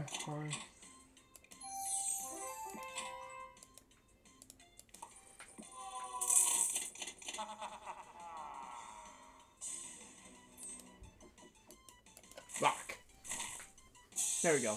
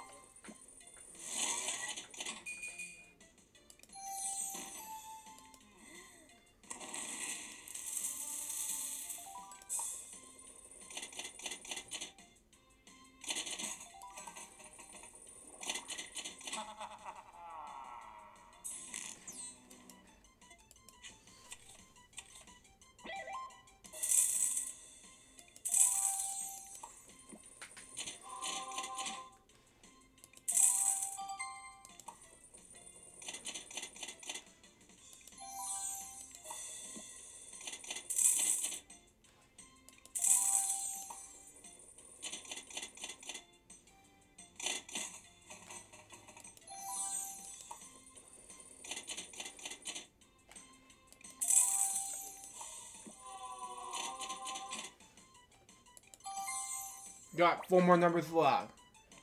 2 free spins. Can I make it?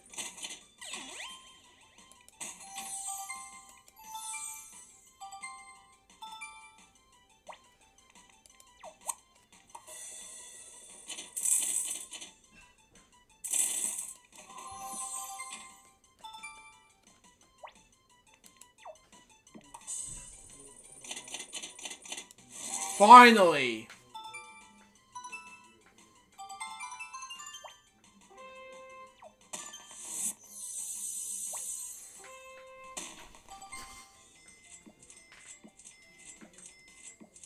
War 9,004 points. Good game. Got 69. Oh my god. Oh, and the phone's ringing.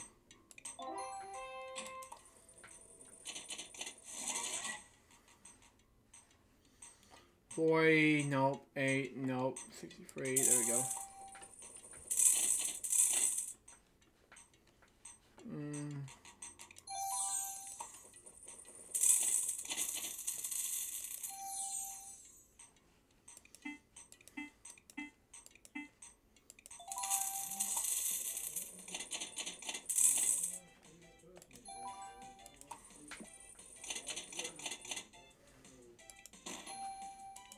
Chest. Dang it!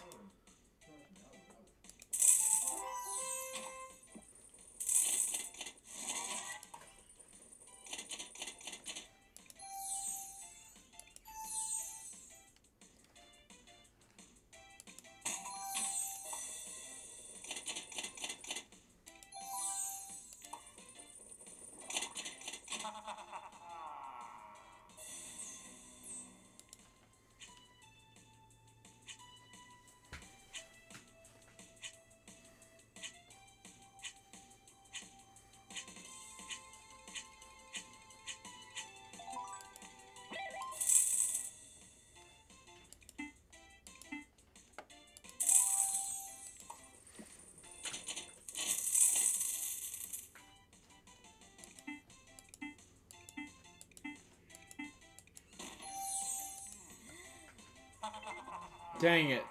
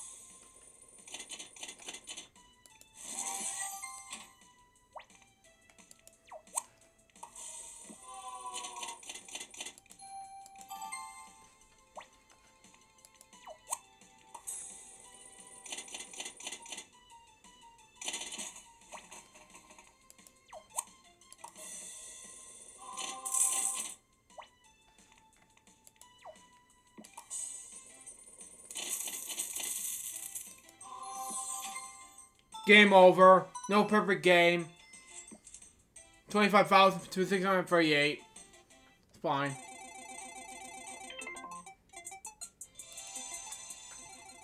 Three more games left. No 69 there. 2. That's fine.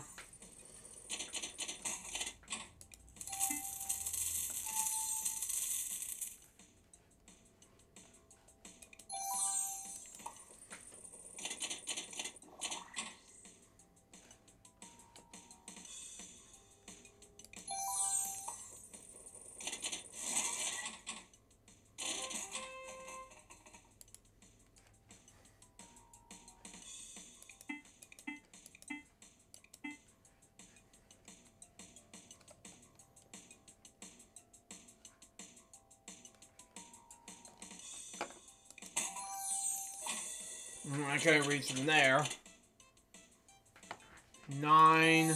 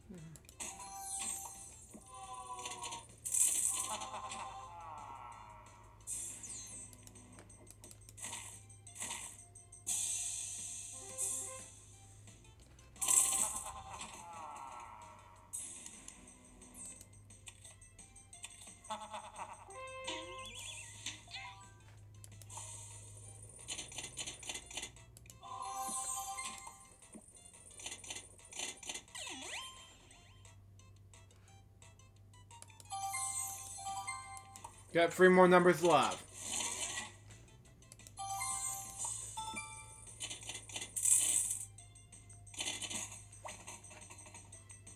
Two free spins left.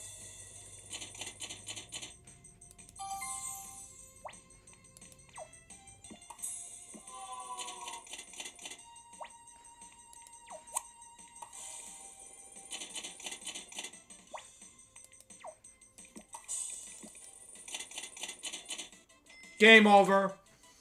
No perfect game.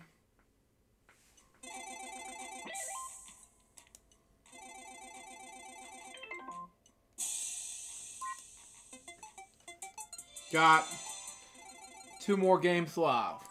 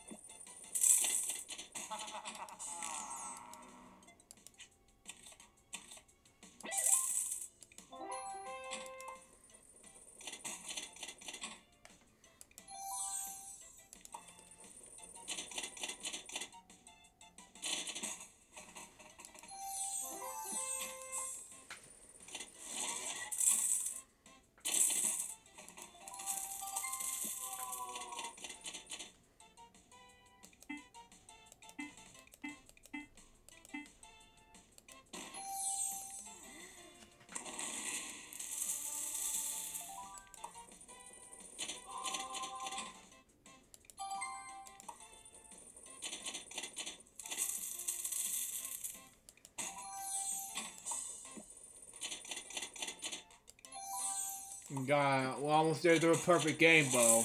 At least.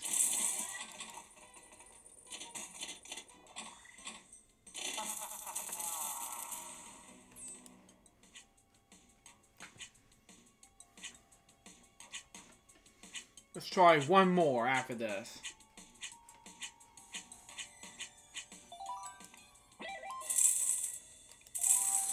Yay!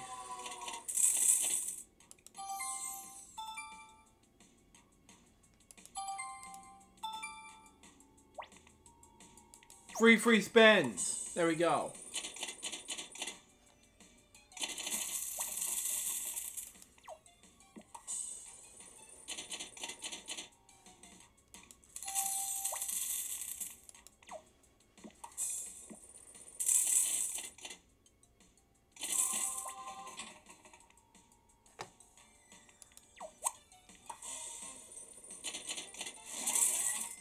Game over. No perfect game. 102,370 points.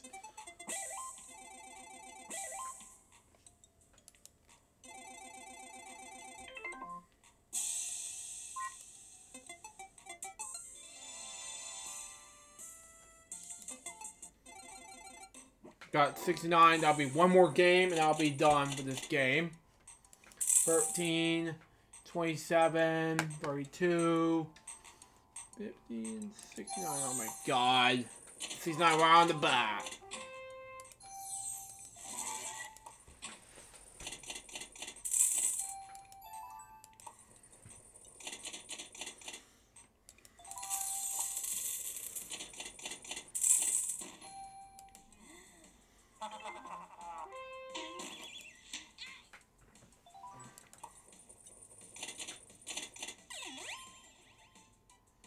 Okay.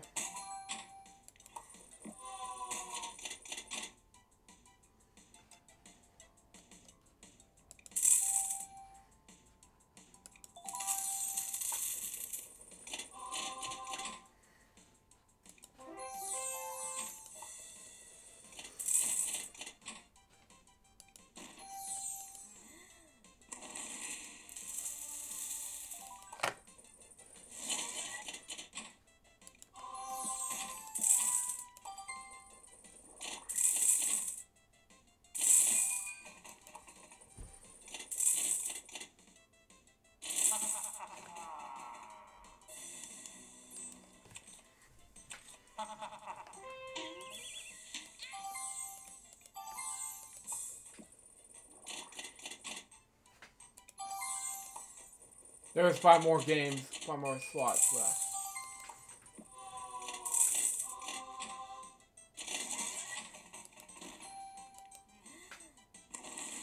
Yes, I got it!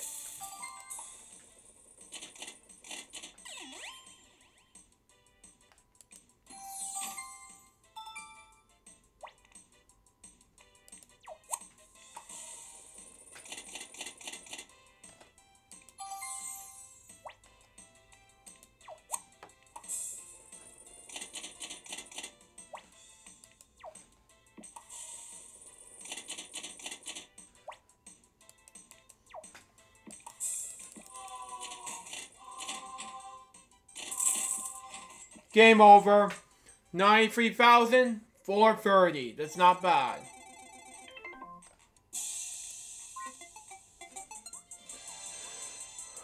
And we've got more games left in this episode. Pat do game stuff.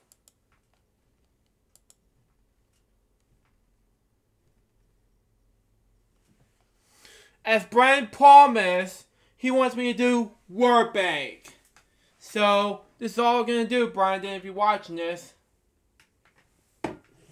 But, I'm only going to do one game of Word Bank or two. And then afterwards, I'm going to do the next game, you know? Because I have to meet the volume, so let you know about that. I'm the Pat do game stuff, let you know about that. Oh, come on, Plague Inferior. What? Okay, let's skip this, move on to the next game.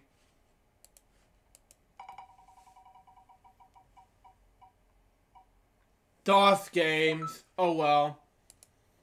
Guess I have to wait next time. Brandon, if you're watching this, Pat, take your pick, and Warbank had to wait next time because I think I have a plug-in failure.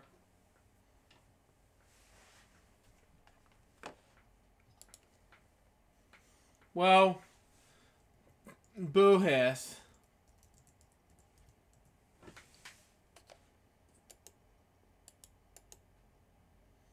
Because I have no idea what to say here.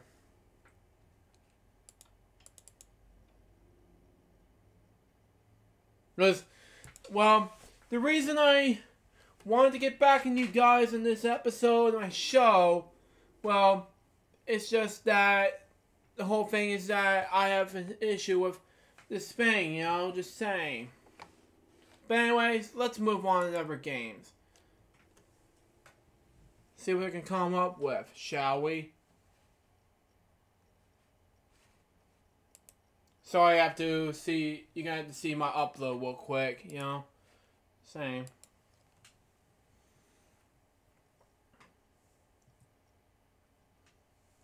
Luke.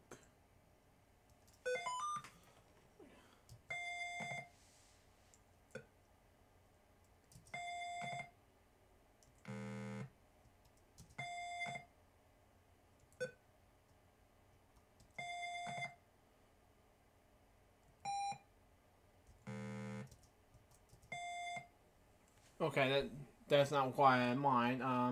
And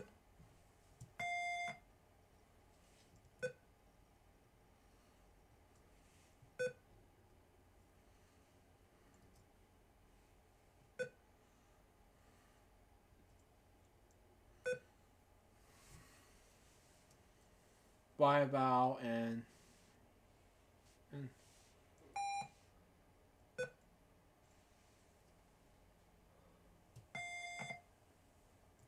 I know what it is. I'm gonna solve.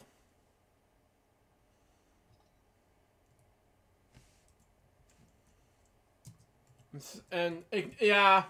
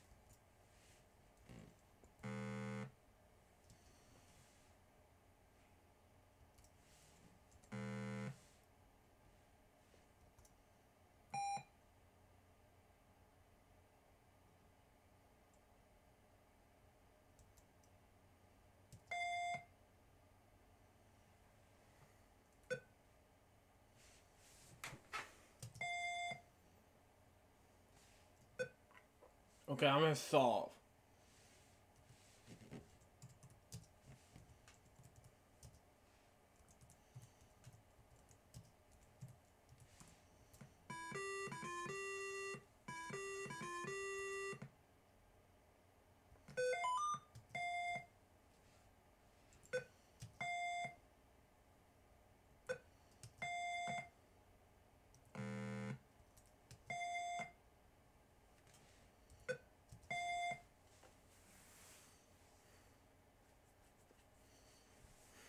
Three H's.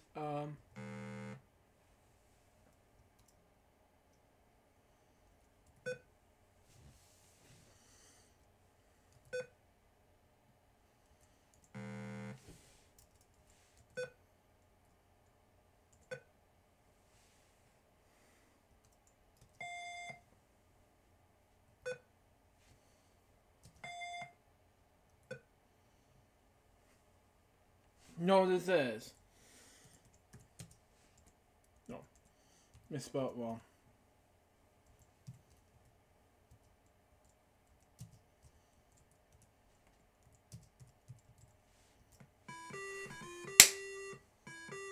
Yes. Let's try that again.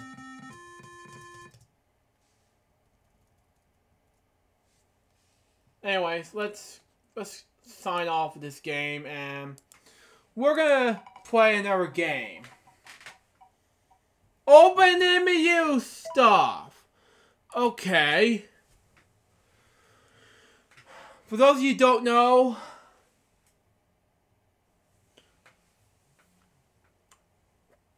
I'm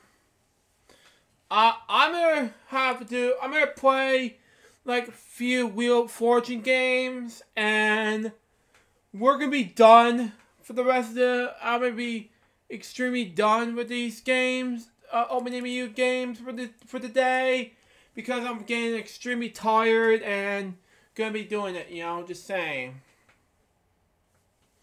But don't worry, Family Feud, Evolution from the NES, and things like that will continue on next week.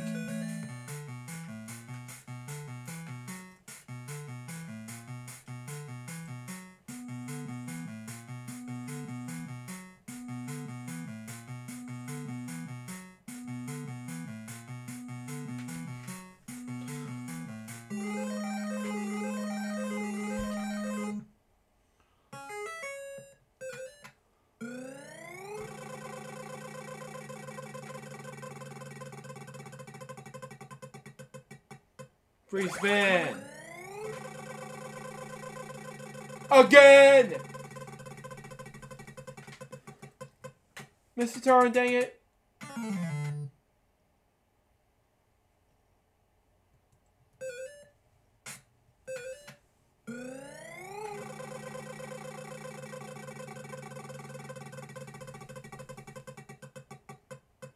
$350, that's safe. Whew. Much better. T! Not the way to start off with this Mr. Turn, dang it.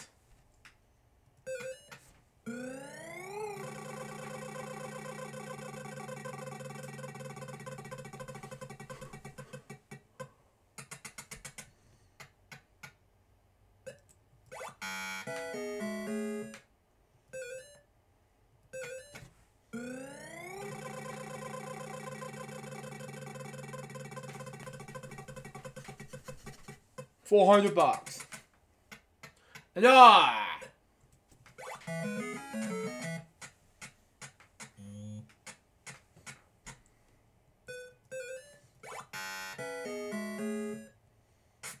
dang it, there's no A. An E. 3 E's, wow.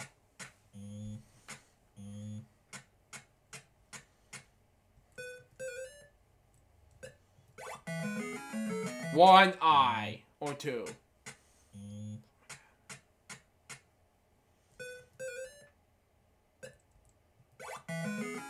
Two O's, wow.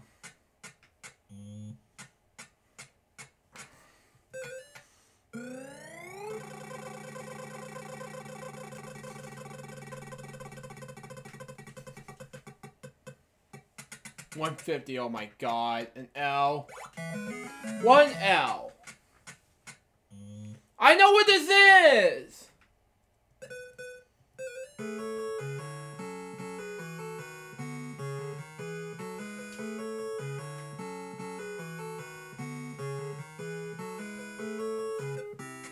Yes, I got it.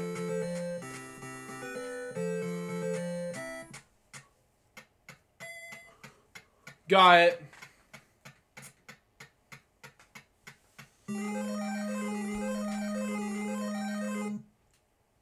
That was a big puzzle. Wow. Just wow.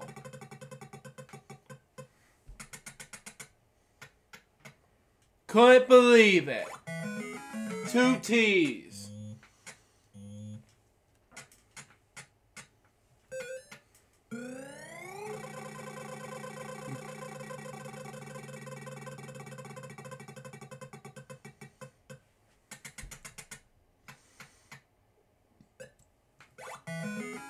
Two S's.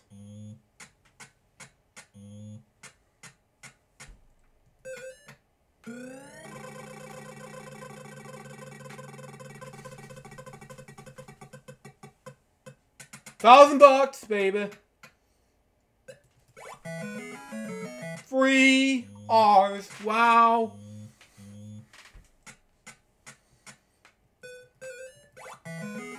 One A.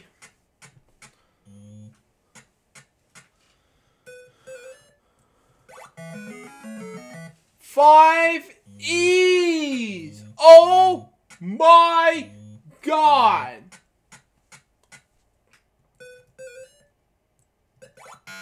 No I, seriously? Oh well, there will be a O. 4 O's. Wow. I'm gonna keep that U or something. I don't know. We'll see. There is one U.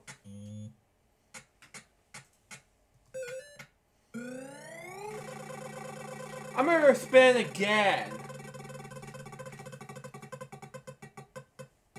$200. Is there an N? 2 N's.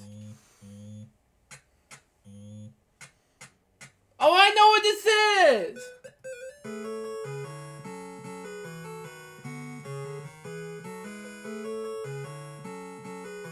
The Zords another.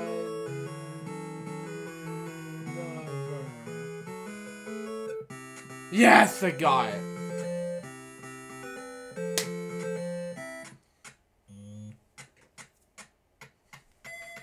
Got it. Spio!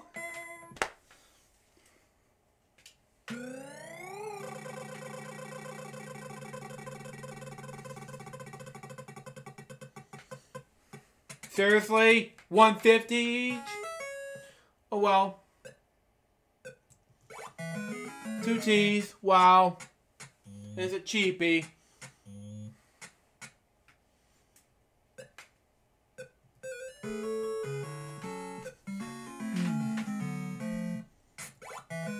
One A.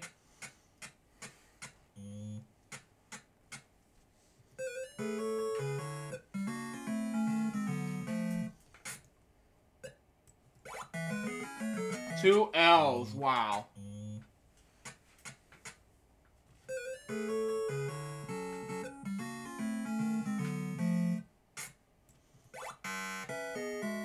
What?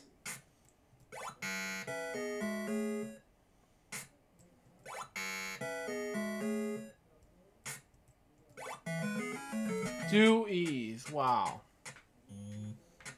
A world of something.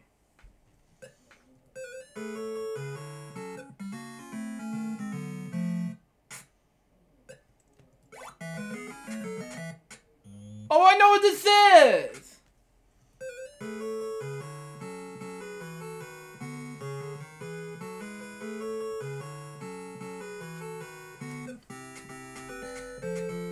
Finally! $39.50. That's what I got.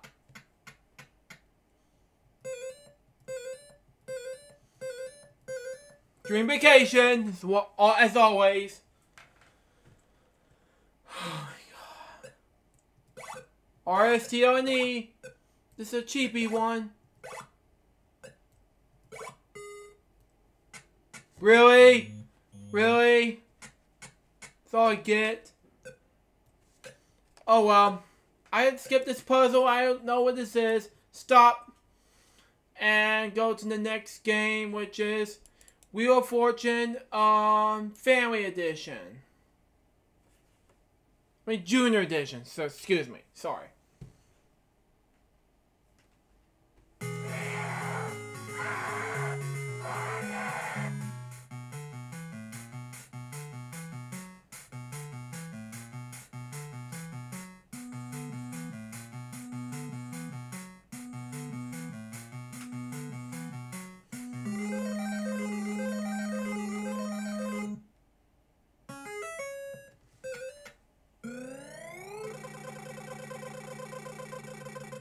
Gotta start us up with...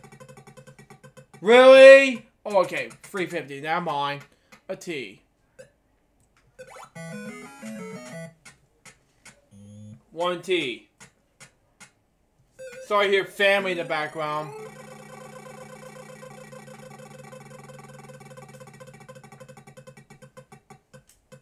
$1,000, baby. And S. Dang it, I did not cash in. Oh well. But it wasn't a success after all. I'm so sorry to say. Didn't get another chance with 1,000. An R? Really? What kind of puzzle is this?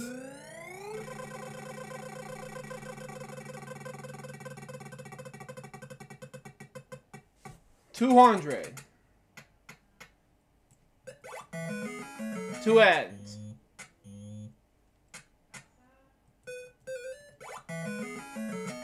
2 A's.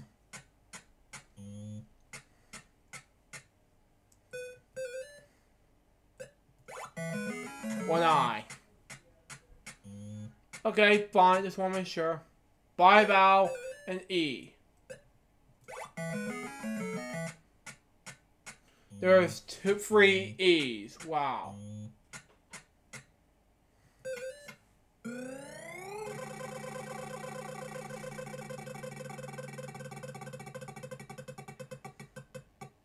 $400. An L? Really?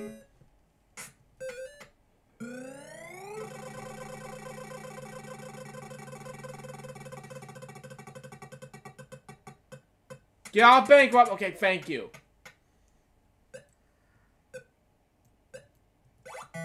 One C. There we go. An O? 1 O. I don't know what this puzzle is.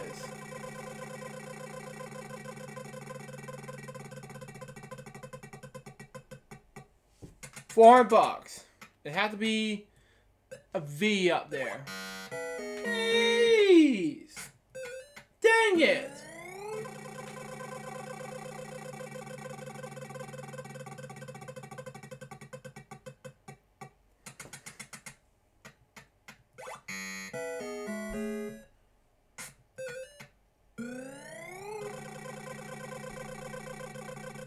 Can't cash in some of the puzzles. I mean, what kind of puzzle is this? Seriously.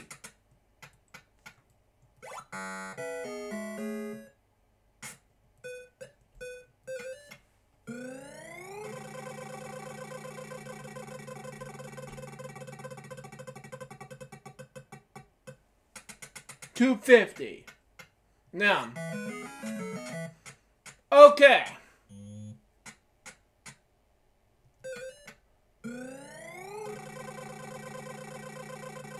I'm gonna spin for one more round.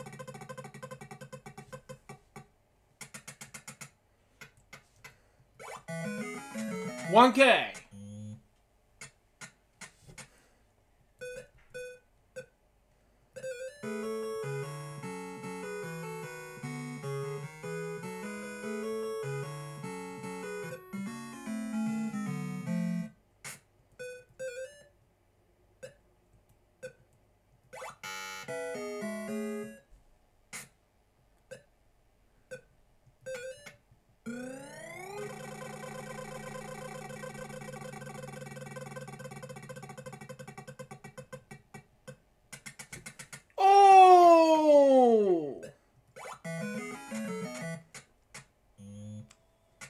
Gotta solve.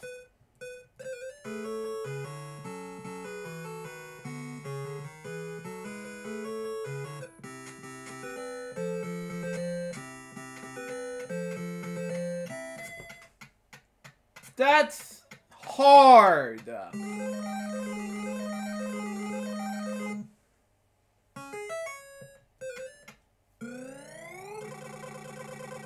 mean, God. That's the hardest round one ever. T. 1T.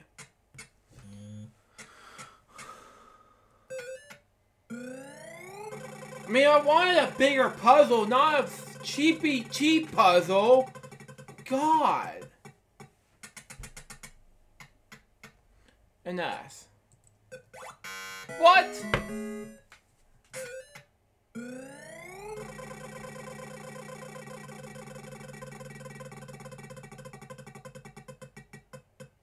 $3.50, that's good. 1R.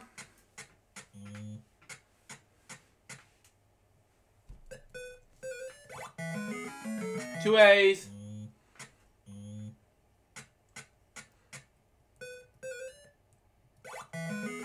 1 E.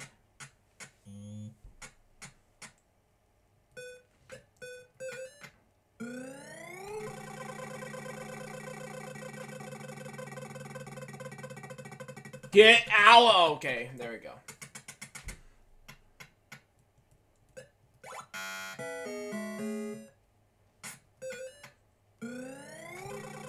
Okay.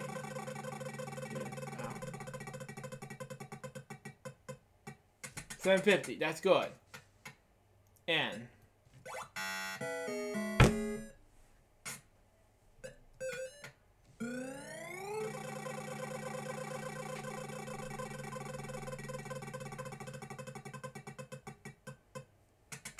That's a good thing I did not cash in with the bankrupt. An M.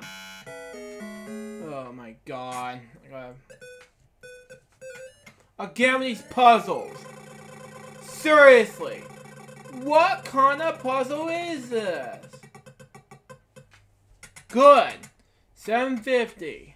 A C? That's a good decision to make.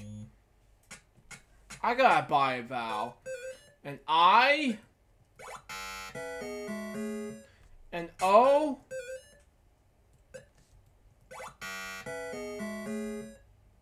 Maybe not. Maybe not. And U?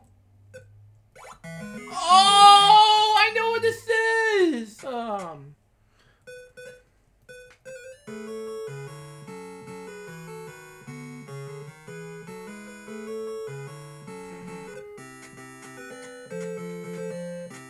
This is the hardest 2 rounds I have ever seen. $9.50. Oh my god. Speedo!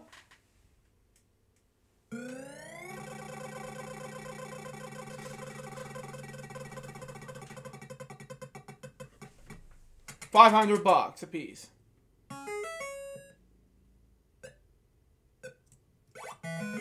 One T. I mean, what if I'm gonna do this?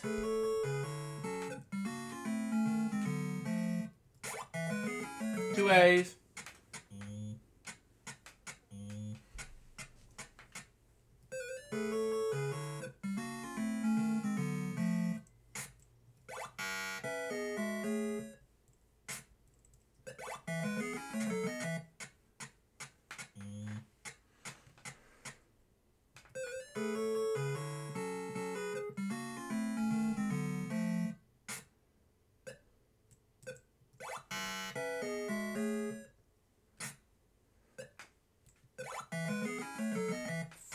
Four R's.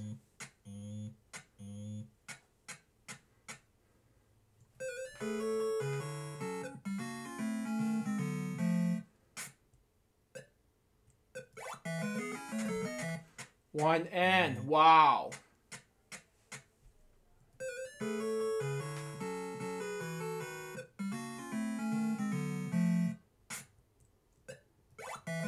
One D.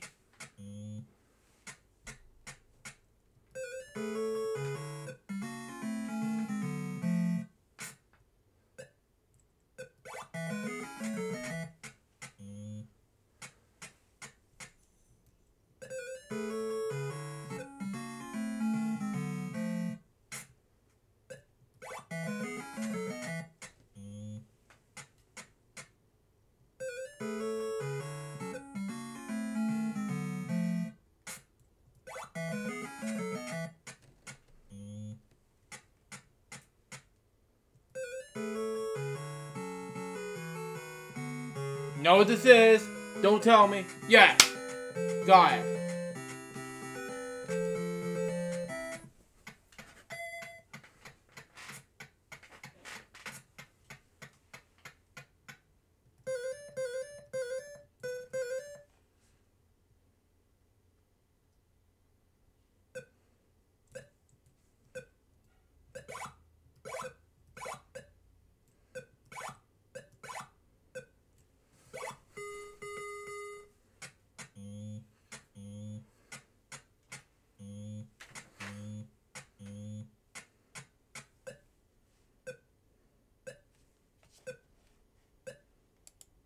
I think I don't know what this solution is. May I stop right there?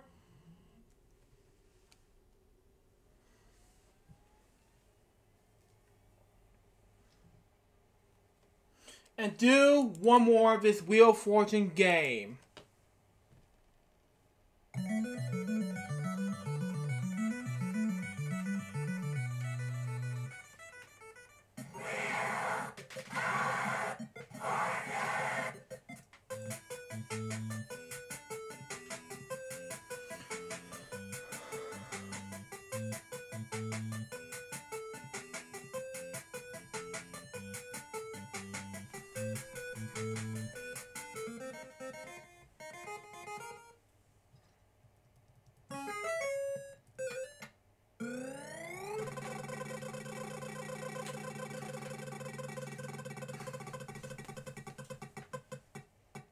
Not to start away on the bank rob, dang it.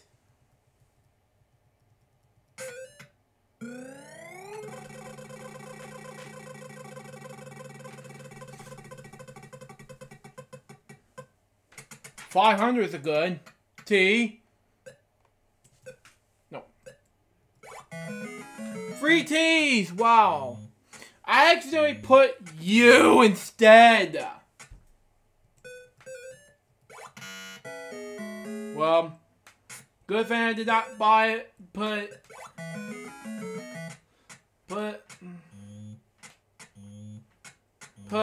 a vowel in there. Dang it. 2 eyes.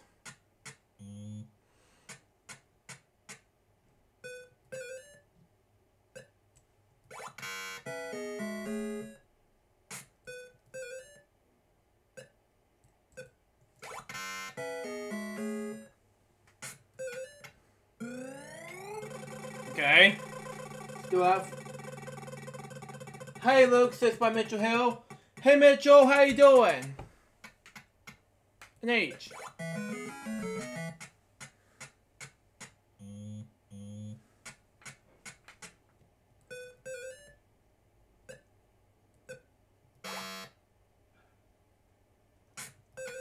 Okay, I put V instead, dang it.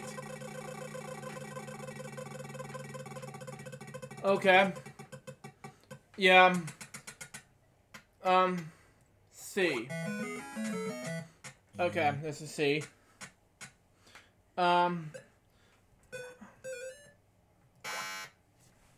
Yeah, I messed that up.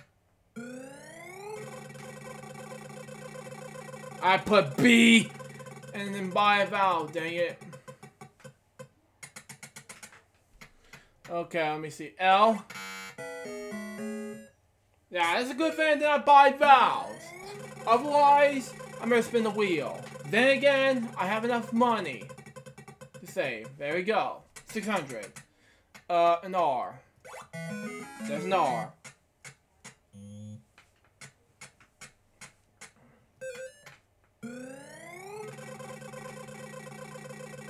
I'm watching the... Oh, my childhood favorite news show? Oh my god! That is one of my all-time favorite shows of all time, and there's 2 S's. Oh. I've been missing this thing because I've been doing free shows, and I've been doing specials all day long. 350 and N. Oh, I know what this is!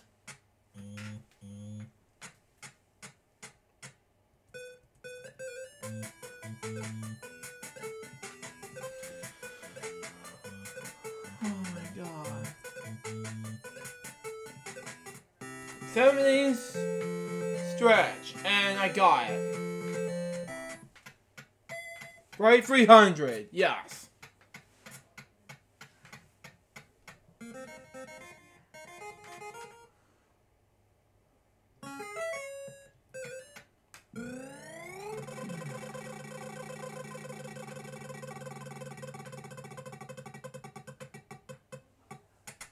$7.50 and a T.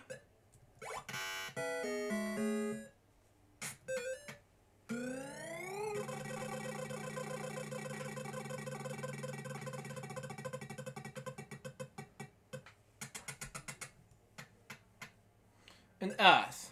There's an S.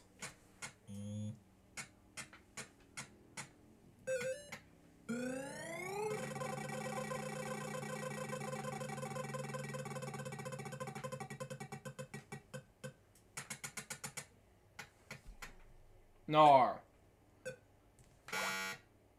You must buy vowels, dang it. This should have been... I should have picked U instead. Should have picked R instead of something-ish, you know? 600, that's good. Isn't Malcolm Young the founder of AC/DC? Yeah, with Angus Young. Yeah, I agree with you. Yeah, that's something that... Yeah, Mitchell. Malcolm Young's one of the founders of AC/DC, with Angus, his brother. Just to let you know, Mitchell.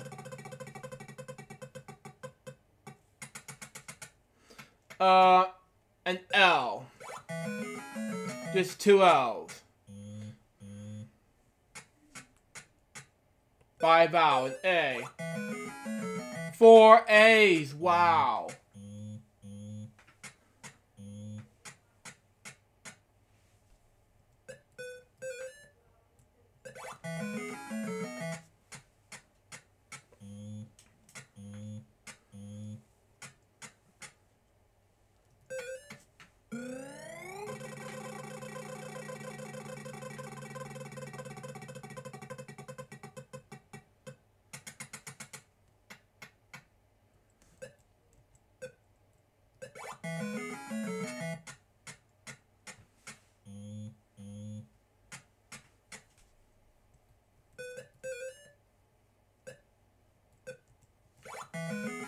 Two O's, wow.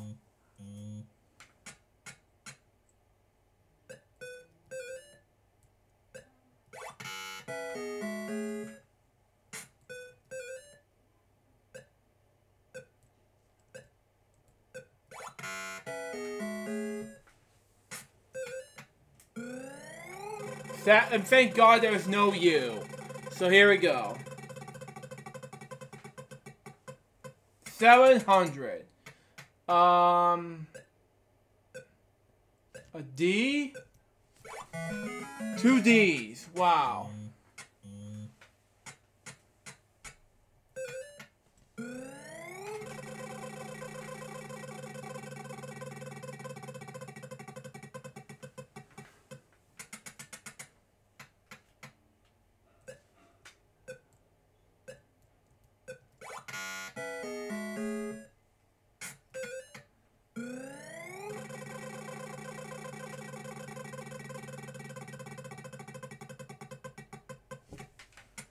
$300. An H. There's an H. We'll have to take a P next, but yeah. After I spin this wheel, just so you know. 200. A P. There's a P. Something and Waldo. Waldo. Emerson, something like that, I don't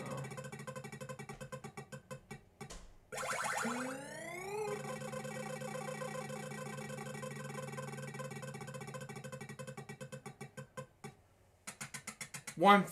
$150. W. There's a W.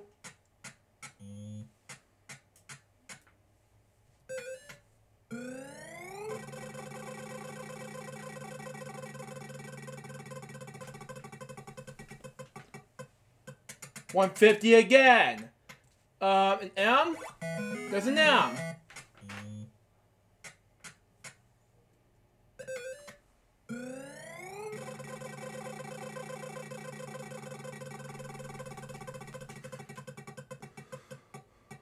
$400.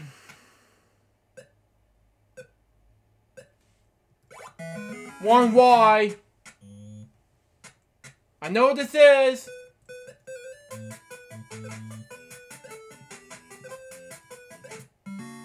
What? I never thought it was... Okay, whatever. I thought so.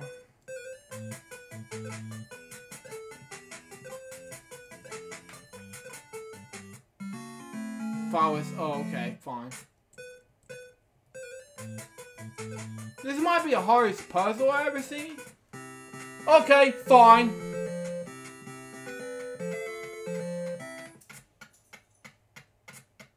$8,250. Speedo! That's fine.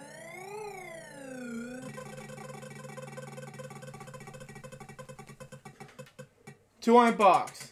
Weak. But yeah, just let you know.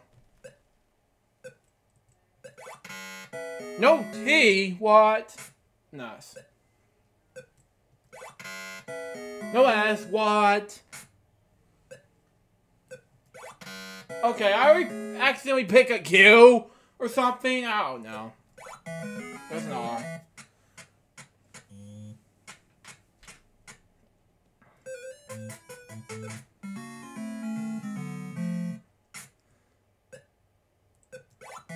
There's an L. Things category. Something like that.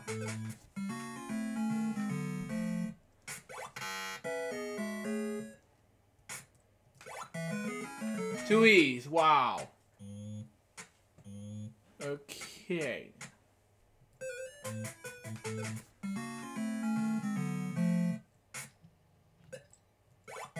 One O.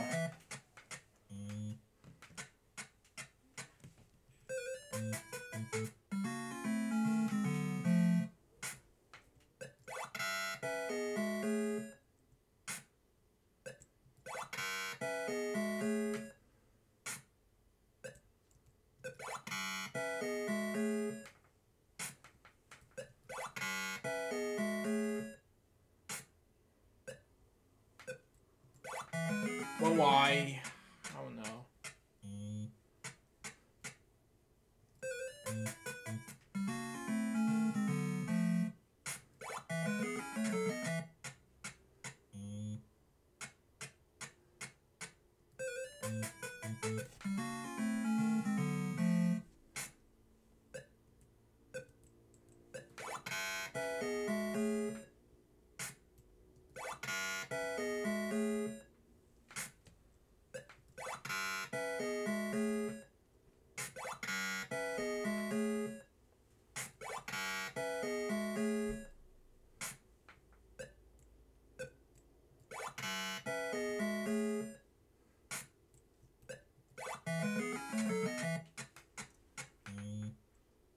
Oh, I know what this is!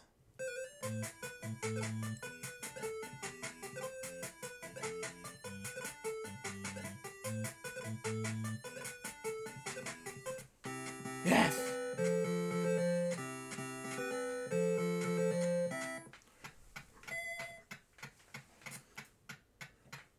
Got it.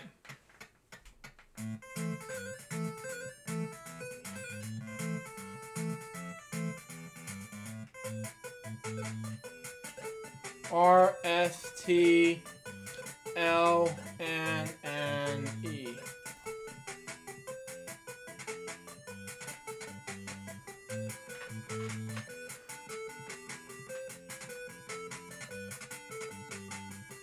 No idea what this is, so I'm gonna stop it right there.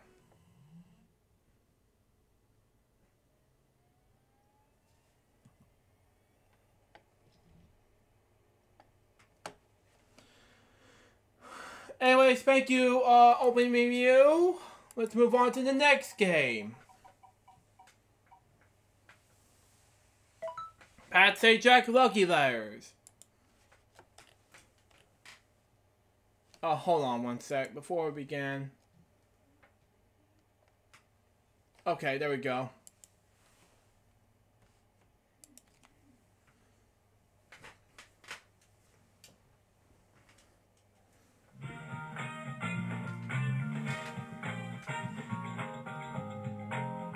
Welcome to Lucky Letters.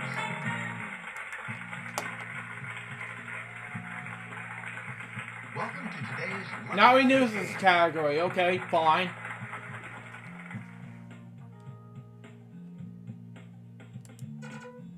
Five H's. Wow.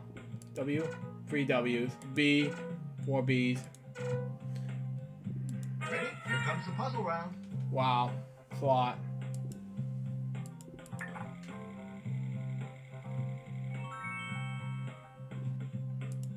Oops, that wasn't one of the correct letters. Dang it.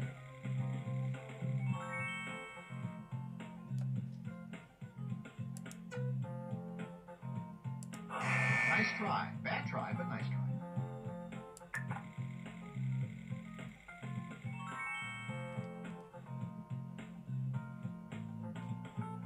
You got the answer. Yes, I got it.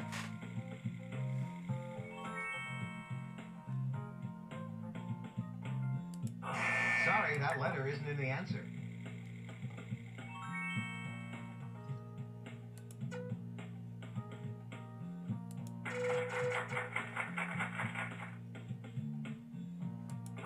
Oops, that wasn't one of the correct letters.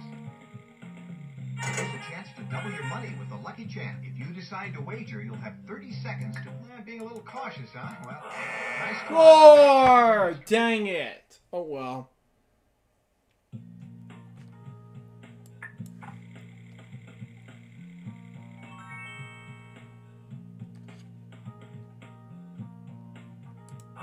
Sorry, that letter isn't in the answer.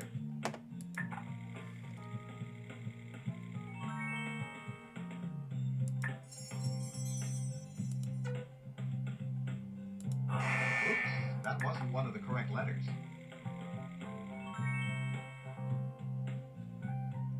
Nice try. Bad try, but nice try. Give me a nice try.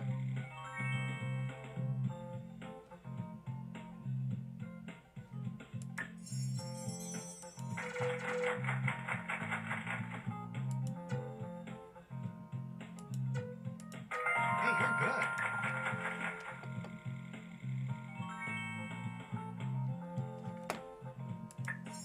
Ooh.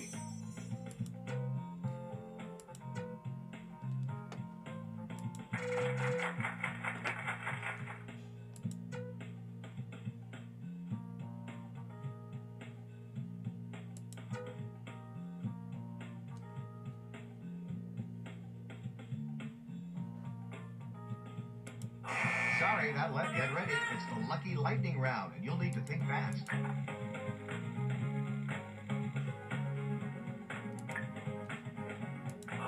Oops, that wasn't one of the correct letters.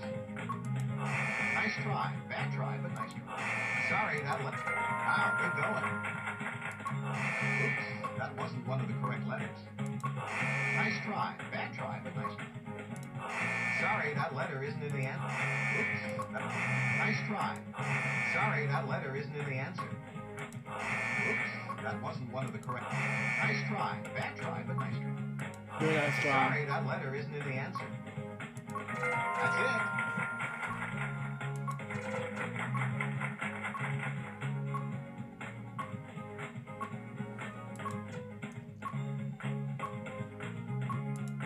Oops, that wasn't one of the correct letters.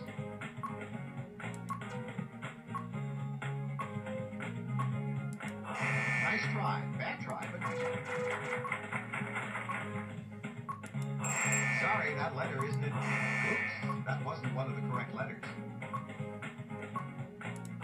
Nice try. Bad try, but nice try. Nice job. Way to go. Sorry, that letter isn't in the answer. That's correct. You got the answer. Hey, you're good. Wow, good going. Oops, letters. Nice try. Bad try, but nice try. That's it. Yes! Finally! Be after 10 seconds. Congratulations, you solved the puzzle. Anyways, got either one. I thought we were gonna do one more game, but we're gonna do trivia gems again, and we're gonna do this anyway. And we're gonna wrap up with Elton fullback. Hi, I'm Pat Sajak. Welcome to today's Trivia Gems game.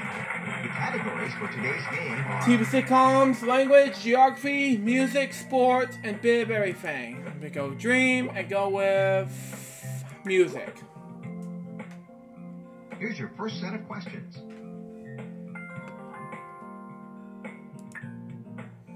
Okay.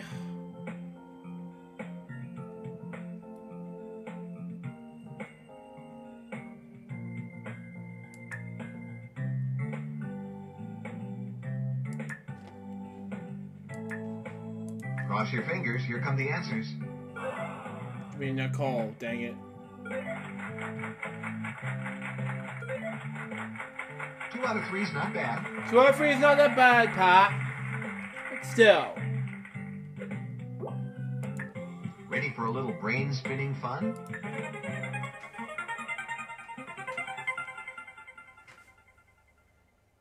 Geography. Oh well. England! Congratulations! Well, there goes my company's Christmas party. Okay, Pat.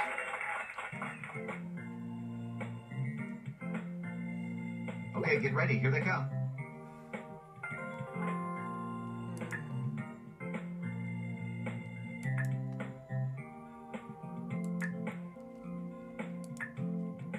And the answers are...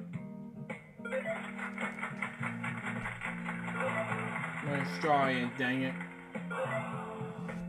I'm glad this isn't my money.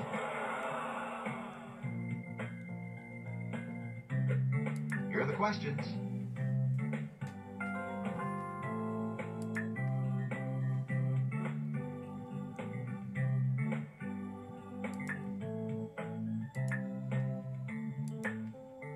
Well, no turning back now. Let's see how you did.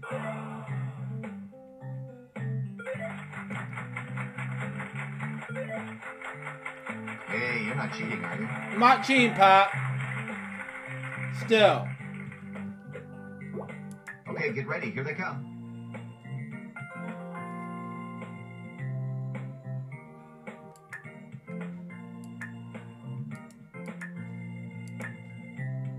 Now, let's see the answers.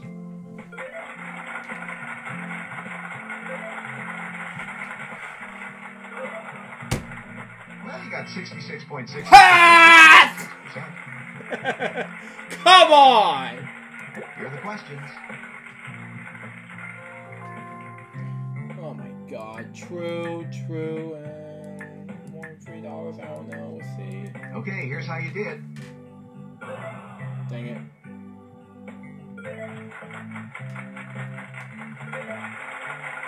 Nice job. Dippy. Here's a gem of a question. Now you have an opportunity to double your money. Well done. That gem wasn't as hard as it looked.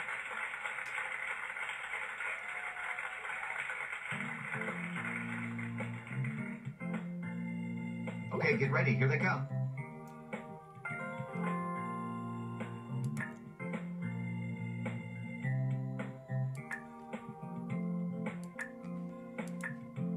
Here are the answers.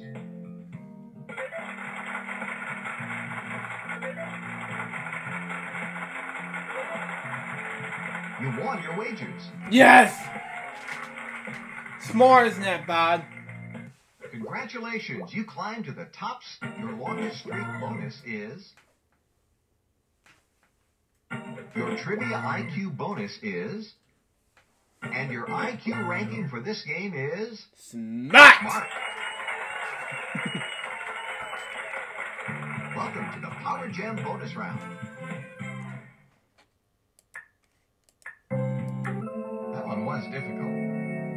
Oh well, guess I'm not gonna question anything like this, but whatever.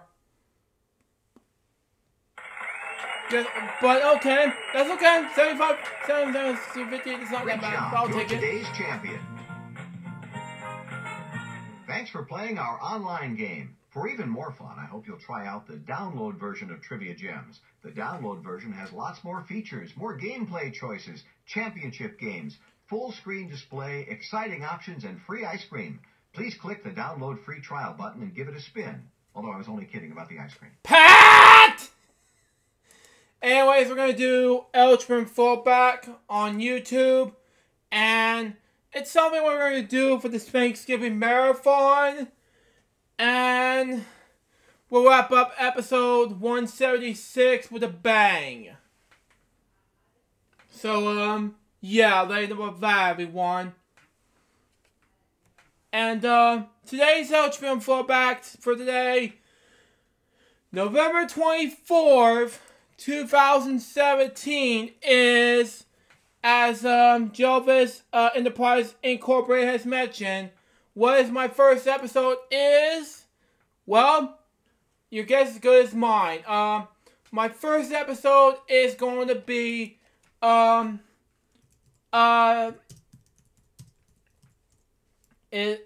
let's take away all the way back to 2014.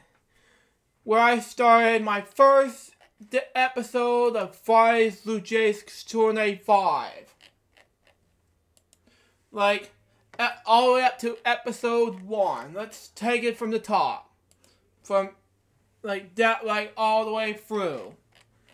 Before we do that, let's just start with the ways that we can do this and the ways we're going to do this, like, upper ways, you know, just saying.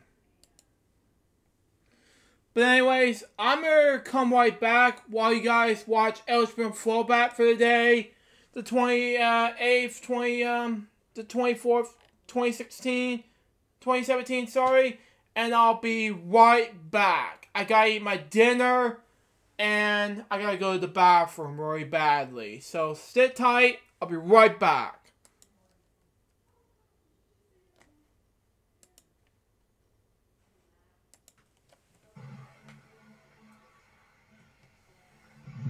Good evening, everybody. Luke Jerry speaking. I have a Google Plus Hangout guest with us. It's Brandon saw me via Google Plus Hangouts. Hey, everybody, what's up? And welcome to my very first episode of LukeJ62895. Fridays with LukeJ62895. Sorry about that.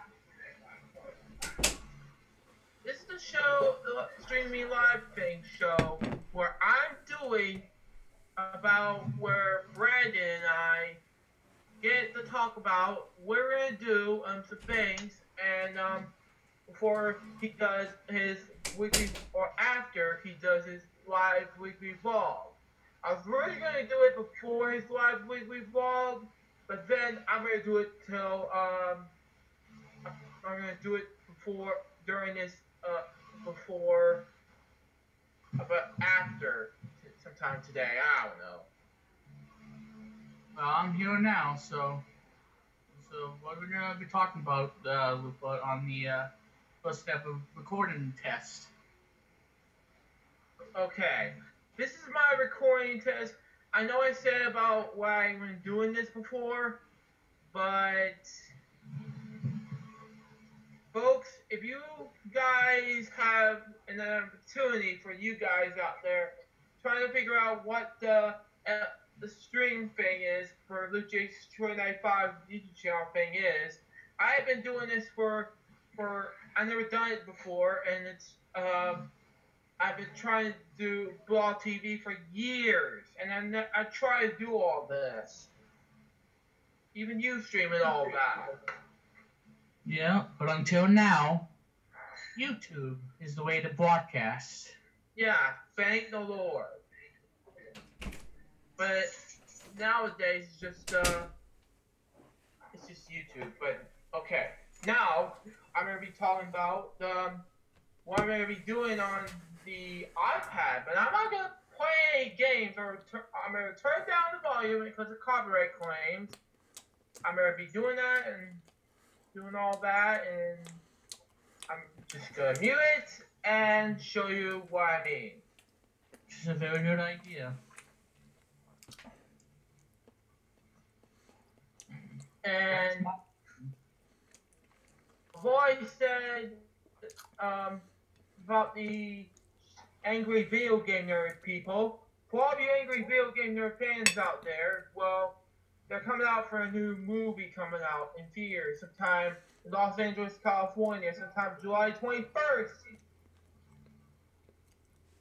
So, yeah. So, I'm getting ready to attend it from August 7th one, but unfortunately they sold out. So I'm getting ready to show you what it's most importantly what I'm going to do on my Facebook account and some other things. But for right now, let's check angry video game nerds, things like that. And yeah, I'm searching up movies like my 16mm collection. Yeah, I should get some 16mm. I don't know. Yeah, Halloween with the Rouse. I've heard that one. But this is gonna be about. This is all about the vloggy thingy, where James Rob's wife done theirs for, I don't know, watching cartoon. Yeah, that is awesome. I wanted to show you that right now. I'm not gonna see this again, but anyhow,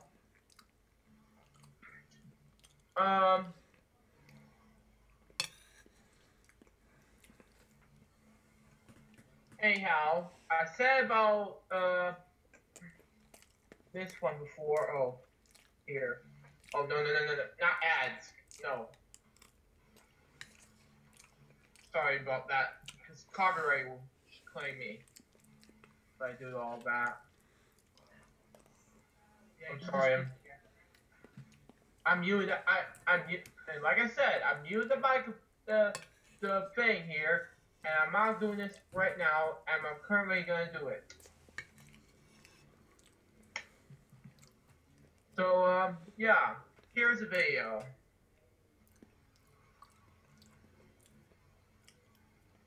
Yeah, I'm sorry I have some technical difficulties, but yeah, I had to do something. Just like on Vlog Weekly number 5, so. Oh, there we go.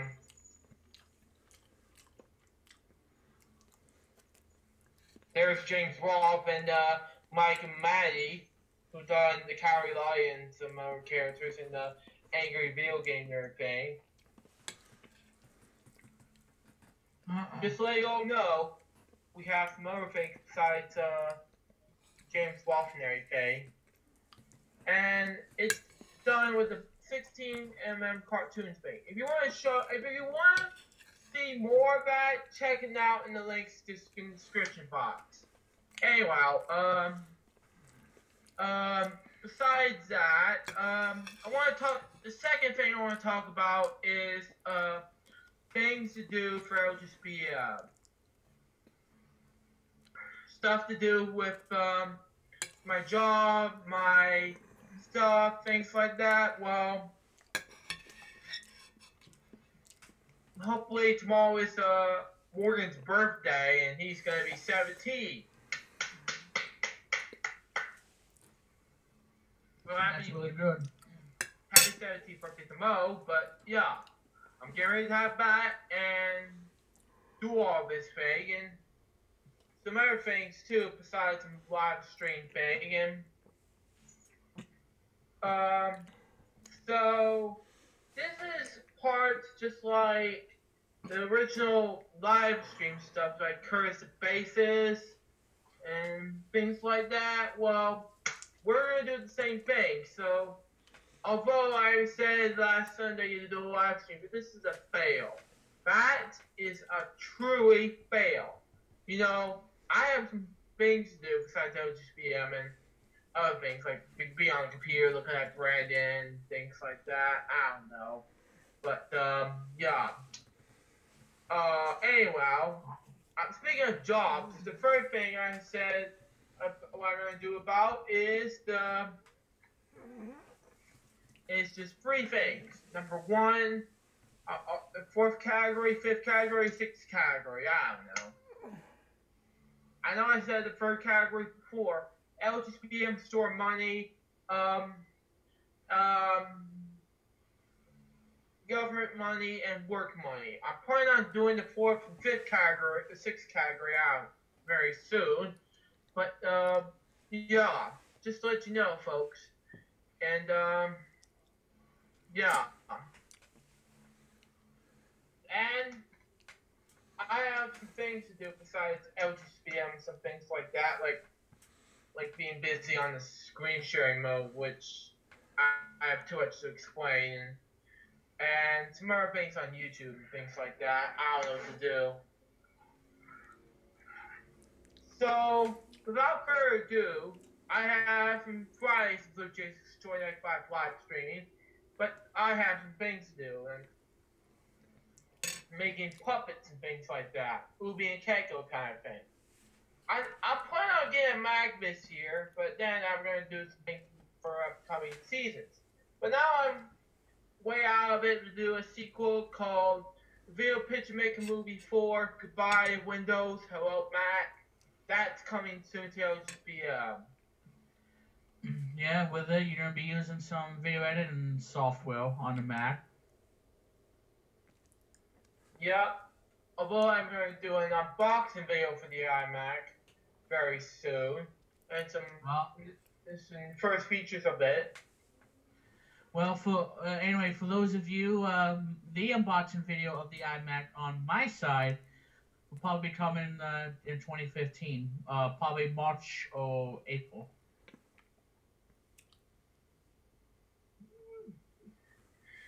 So that's what he's gonna explain about that. So anyhow, speaking of stuff to do with this, I'm getting ready to have plans for a smart TV. So that's what happened to me. Gonna practically wind to the television set. Gonna have things to do. So that way I can go in and play from what year you want to watch, stuff like that.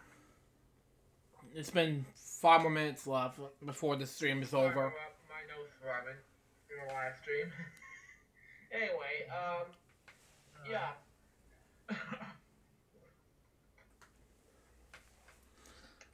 Anyway, check out some things to do besides my broadcast, and I'm gonna give you some ideas besides some things to do for the idea thing.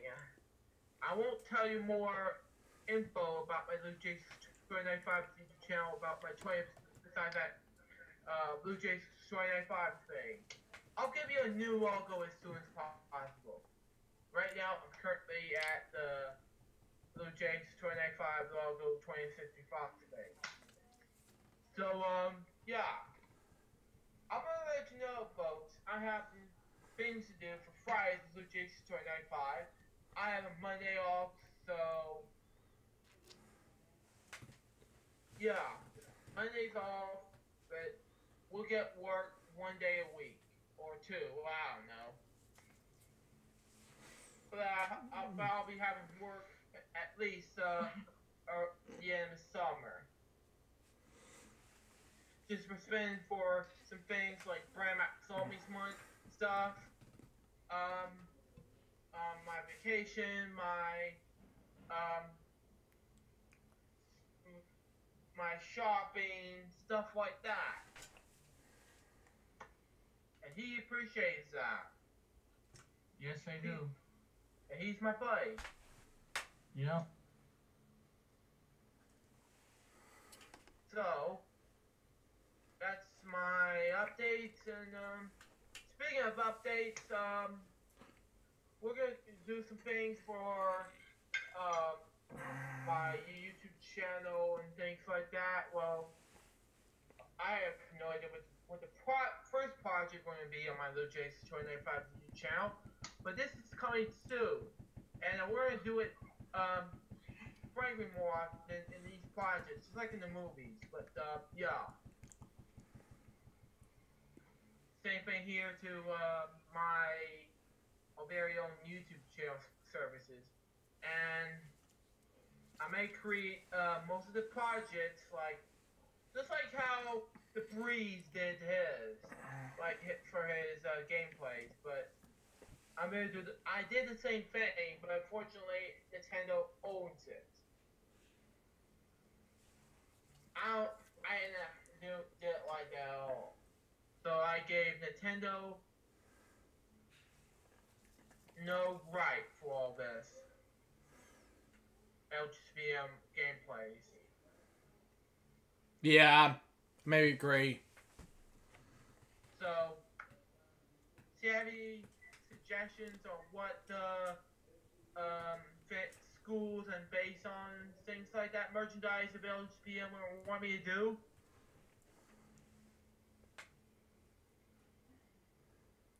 Leave in the comments.